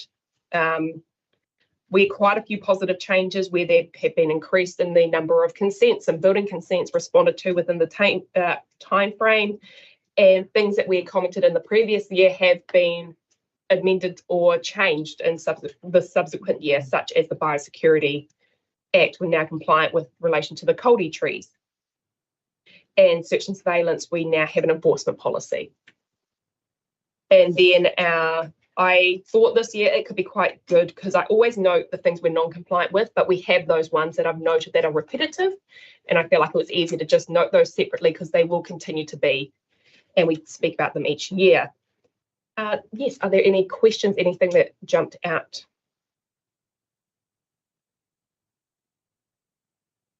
What we we're thinking about questions, I'll just highlight for transparency that I did ask about the Ngāti Hinirangi settlement, and my original question was there any feedback from the Timana Whenua Forum, whereas Manai has outlined that there was feedback directly from Ngāti Hinirangi in relation to that space, so thank you for that confirmation.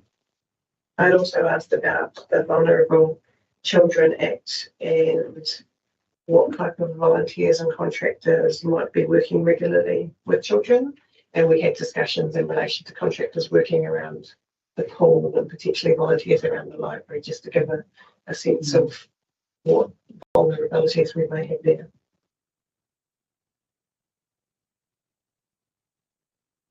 Ellie, are there any other, so obviously you'll have critical contacts within other councils that might be doing things in this particular space. Is there anything that you might have learned from what they're doing other than comply with, which is talked about throughout the reporting? Is there anything else that you've learned that we could potentially take on board here?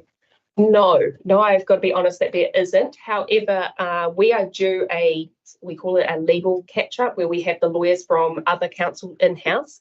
So I will make a note of asking them about what they do in this space and how they manage their compliance in this area, because I am not too sure. It is a little bit vague about how they do it in each of their spaces, except for where it's quite obvious that they have a system. So I will ask.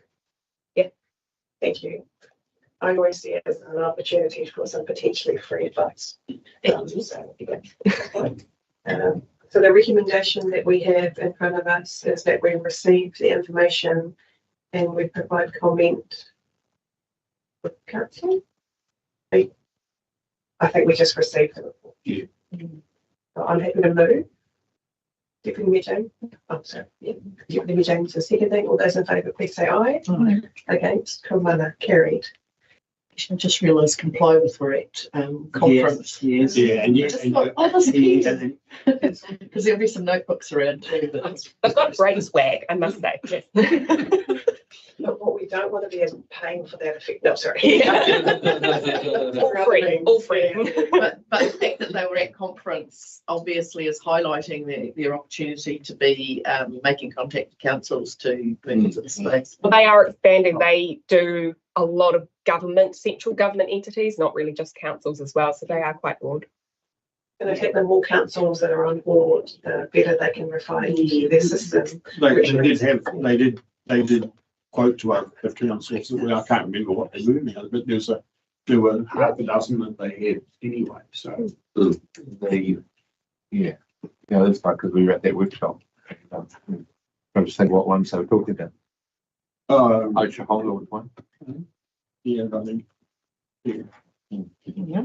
Wire person. I think Ken also has knowledge in that space too, so we can lean into that.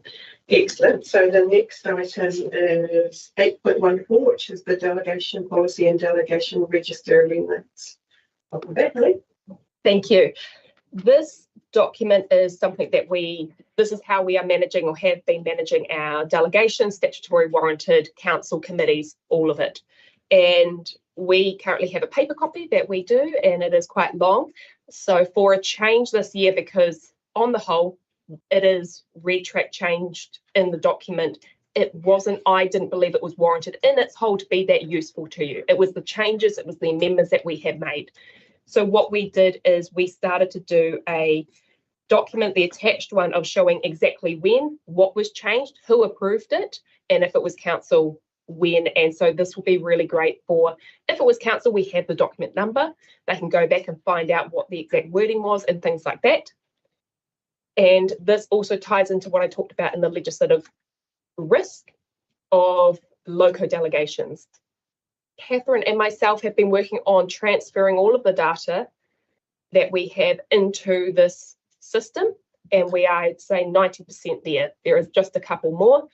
And then what we will be doing is I'll be undertaking an in-depth review of what has been identified as we don't have delegations for, and do be aware that we won't require delegations for everything. But I think it is important that we do a review of what we don't have a delegation for, and then a risk assessment of whether that is necessary, what it means for us. If it was, what should we be doing, and where do we go from here? So that will be quite a bit of work, to be honest. And Ellie and myself have talked about, we're going to speak with Ken to make sure that our review is, that the spreadsheet that we've got contains all the information we need it to have for when we present it to you, that we're not missing areas, because it will take me a while to undertake this work. But that is our plan going forward, to help in this area.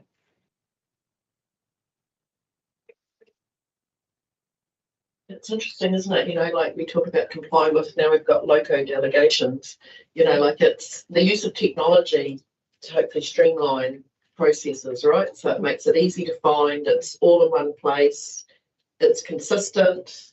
Yeah, these are all the things to make the role easier, so that you're not doing administrative stuff, that you're actually, it makes it easier. Yeah, we can extract reports from it. So when it comes to everything's been inserted and we've just got changes that happen during a year, we can extract that report rather than changing a document, turn it into a PDF, making sure it's all there. It will, and also this system, there are special people that have logins that can amend stuff, but it is available once we roll it out properly to staff on the whole to search their own title, search other people's titles, see where they fall and what delegations and powers that they have been provided. That makes them a little bit more independent. Like it's just presumably being more efficient and use of time. I guess there's a cost in buying a program, but it's a one-off cost or an ongoing license fee.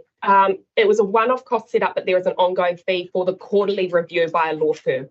So they're just now about to provide and send out the update for the Water Services Act 2025, and there's a couple of other changes that they are going through and picking out what delegations council can delegate. My question probably results from loco delegations, and we've talked about comply with, and then I'm also keen to understand whether we're going to have a risk management system as well. So how are they all going to interface? Because quite often from an IT perspective, the systems don't talk. So I guess the question, I don't know whether we need them to talk, but if we do need them to talk, are we making sure that they can talk and they're talking the same language? Like, is that part of our IT strategy, say, going there? So in terms of our IT strategy and our digital environment, you're absolutely right. The preference is that we have applications that fit into the digital environment that can actually talk to each other. What actually happens is, as you are exploring new technology, sometimes the driver to get the technology and the benefits of such are worth the fact that it may not. So, but the short answer is yes, it's going to be interesting, but the goal is to try and get systems to talk to each other. That's one of the reasons we've gone into M365, because it creates us opportunities to do that. But we don't always have control over that ability to integrate or access. And then just a quick question from me, and it may be in the report, and I apologise if I missed it. Do you have a sense of the quantum or the number of times that we actually do something that's outside the delegation? No. As far as I'm aware, we are acting within our requirements, and we have the delegation staff are required to undertake their role. Most of the stuff is day to day. I think when this review happens, what will be found will be the little things that sit in between major functions, rather than, I'm hoping, a major function. Yeah. Thank you. Further questions? The recommendation is that we received the report, and because there weren't any changes, I'm happy for it to go to council. Is what I think. Yes, it'll go. So I am moving. Councillor Bruce, are you happy to second? Yep. Awesome. All those in favour, please say aye. Against, Kumana carried. Thank you very much. Look forward to, well, the committee would look forward to the report in the new year, I think, that you mentioned within your paper. Yes, yes, we will. Thank you.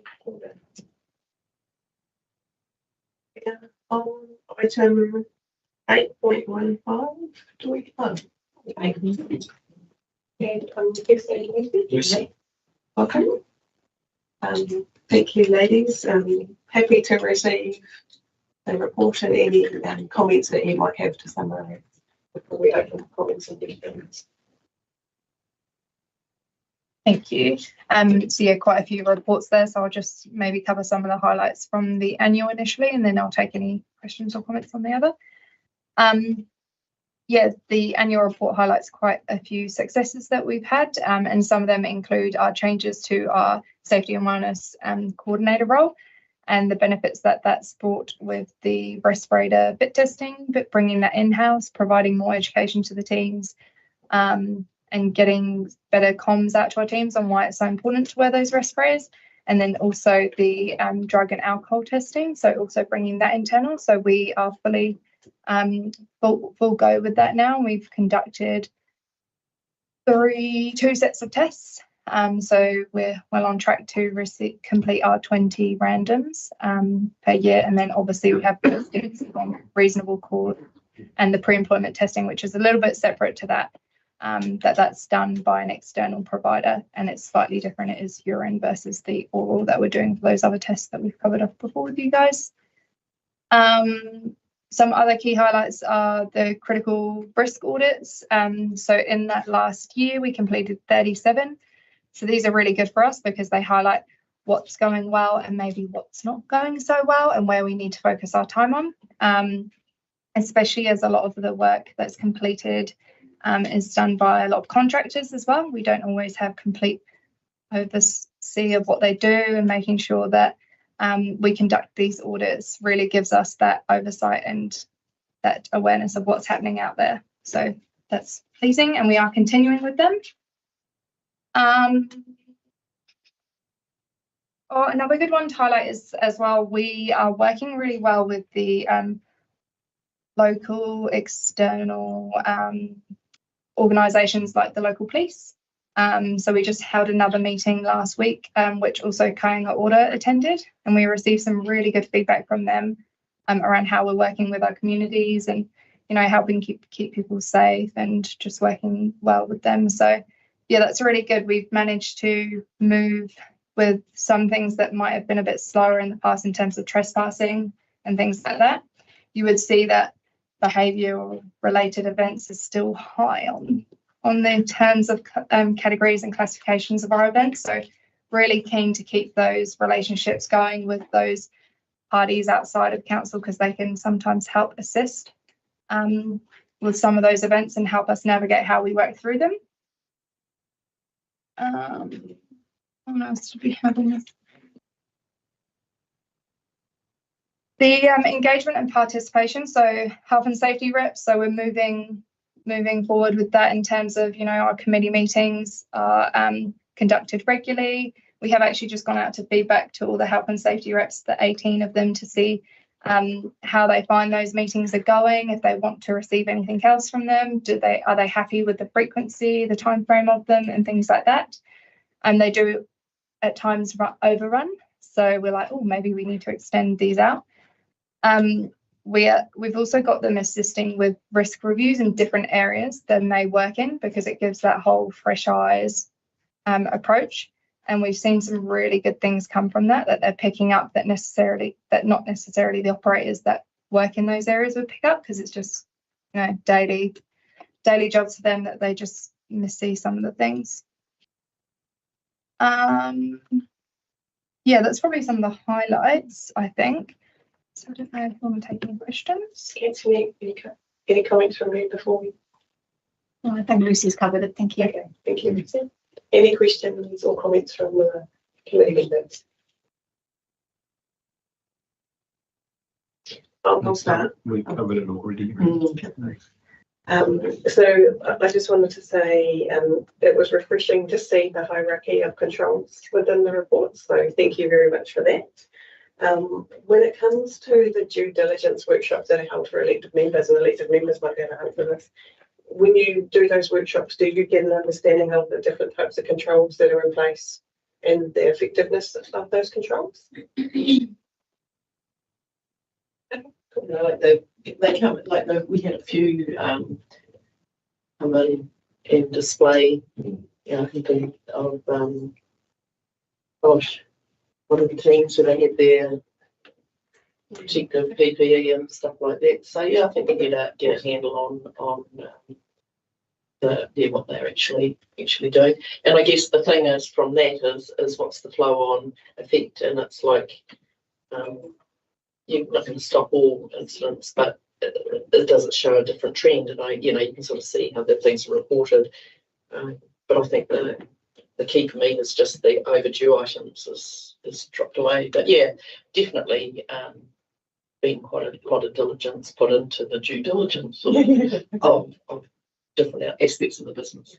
I didn't mean to put you on the spot. What I was trying to understand is how that information is flowing through into the governance space. So it's good to see that I'm effectively getting my assurance through the assurance that you're getting. So thank you. Yeah, and I think it's quite nice that but I guess it's quite nice to have the team members come in and interact with us as well. I think there's a lot of value in that to display what they are doing too, and that it's not just coming from the top, that the people actually in the doing actually are au fait with the processes that are required of them.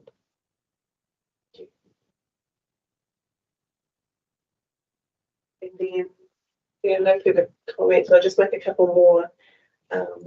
Within the report, it talks about there's a rank, and it talks about how the risk has been eliminated. But I would challenge that from my perspective, well, maybe I got it wrong, but I would have thought that it was minimised or as a substitution control. It's unfortunate, obviously, to see the behaviour incidents still being high, but I also within the report, I think it's refreshing to see that the fatigue incidents are lower. So, and that's due to the work that's been done in that particular space. I loved the focus being on being curious, and that really aligns to the Institute of Directors Health and Safety framework. I can't remember what it's called. And I did, just for transparency, ask Manaya a couple of questions. So one, which I'm not expecting an answer, okay. But just so you know the level of questioning that I was asking. So is the health and safety budget sufficient for MPDC to reach its overarching health and safety vision? Are our work environments and processes designed to make unsafe shortcuts harder? Well, more than willing and do challenge the executive team. They tell us what we need to hear, not what we want to hear. We recently did the IOD Institute of Directors self-assessment ourselves, and they assessed us separately, and we compared the results. And that was, as I say, there was no hesitation from the team to tell us what they thought. And I'm pleased to say they rated us higher than we rated ourselves as an executive in most areas, but some very key areas they identified areas where they felt our rating was off, and it's invaluable. It is absolutely invaluable. So I was going to say, long-winded introduction, I'm quite happy for the team to answer those questions themselves. I have my own view on those questions myself, but I'm more than happy for the team to make any comment, because I think it's important that I've got nothing to hide. I have views, but nothing to hide.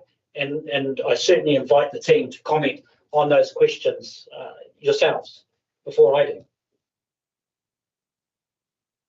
I don't think I'm going to attempt to tackle all three of the questions, but the budget one is an interesting question.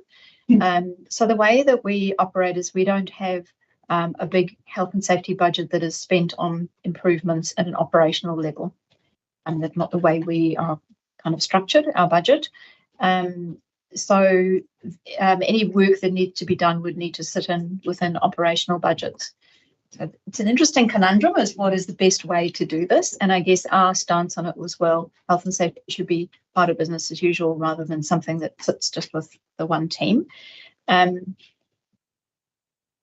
said that, we do have some extra kind of belt and braces approach in place in that Lucy on a regular basis will flag up with the E-team if there are any actions that she thinks need to be done where there's a sticking point, whether it's funding or whatever it might be. So they have some visibility over that. And in some cases, they might say, well, we actually think this is a priority. We need to do it. It's important. We'll find the money. So that's the basis on which we operate. If I can just comment then on the other two questions about, I don't believe the budget is holding us back.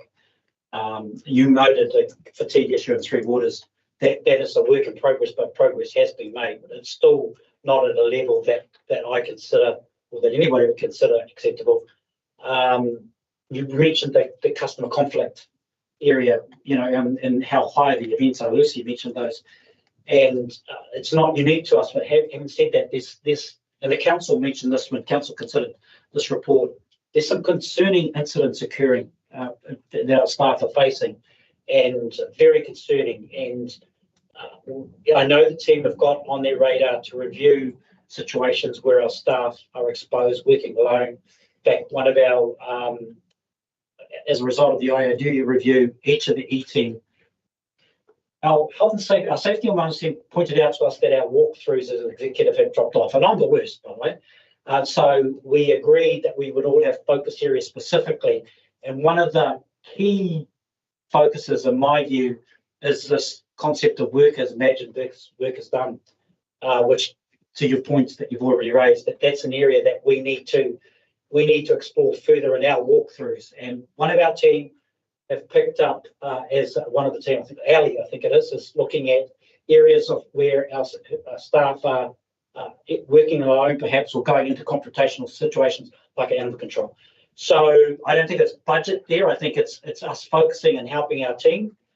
And as I mentioned before, are our work environments and processes designed to make unsafe shortcuts harder? I think there are some excellent examples in our organisation of people who do it really well, but I think there's some room for improvement. And that's some of the things that we're targeting through our walkthrough. So very thankful that we've got people who are willing to tell us what we should know. So can you explain what you mean by a walkthrough? Yes, so each of the executive team, as part of our due diligence plan, we have, if you like, site visits, where we go out and look at, what's occurring on site. And it's a leadership process that's been seen to try and understand, and it's part of the engagement process. So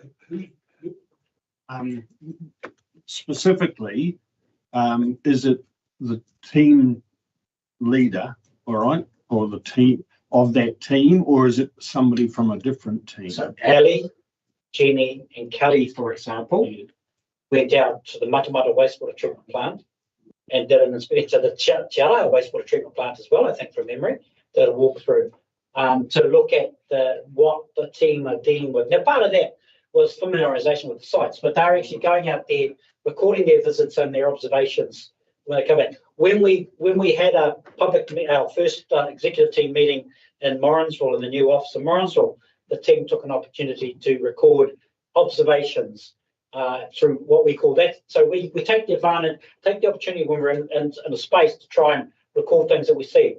And probably for me, the most important part is to hear from people in the coalface about what they're dealing with. And this is this concept of trying to understand work as imagined versus work as done. Yeah, because to me, the value would be in somebody that's not part of that team being the one that does the walkthrough. All right, even a councillor goes into Morrinsville, and I find out from the start yesterday. All right, it's 13.5 seconds for that barrier to come down, sort of thing. So it's not the familiar people there. It's somebody that doesn't normally see. Yeah, okay, I'm happy with that. That's for the executive. Sorry, Lucy, you might want to comment further on that.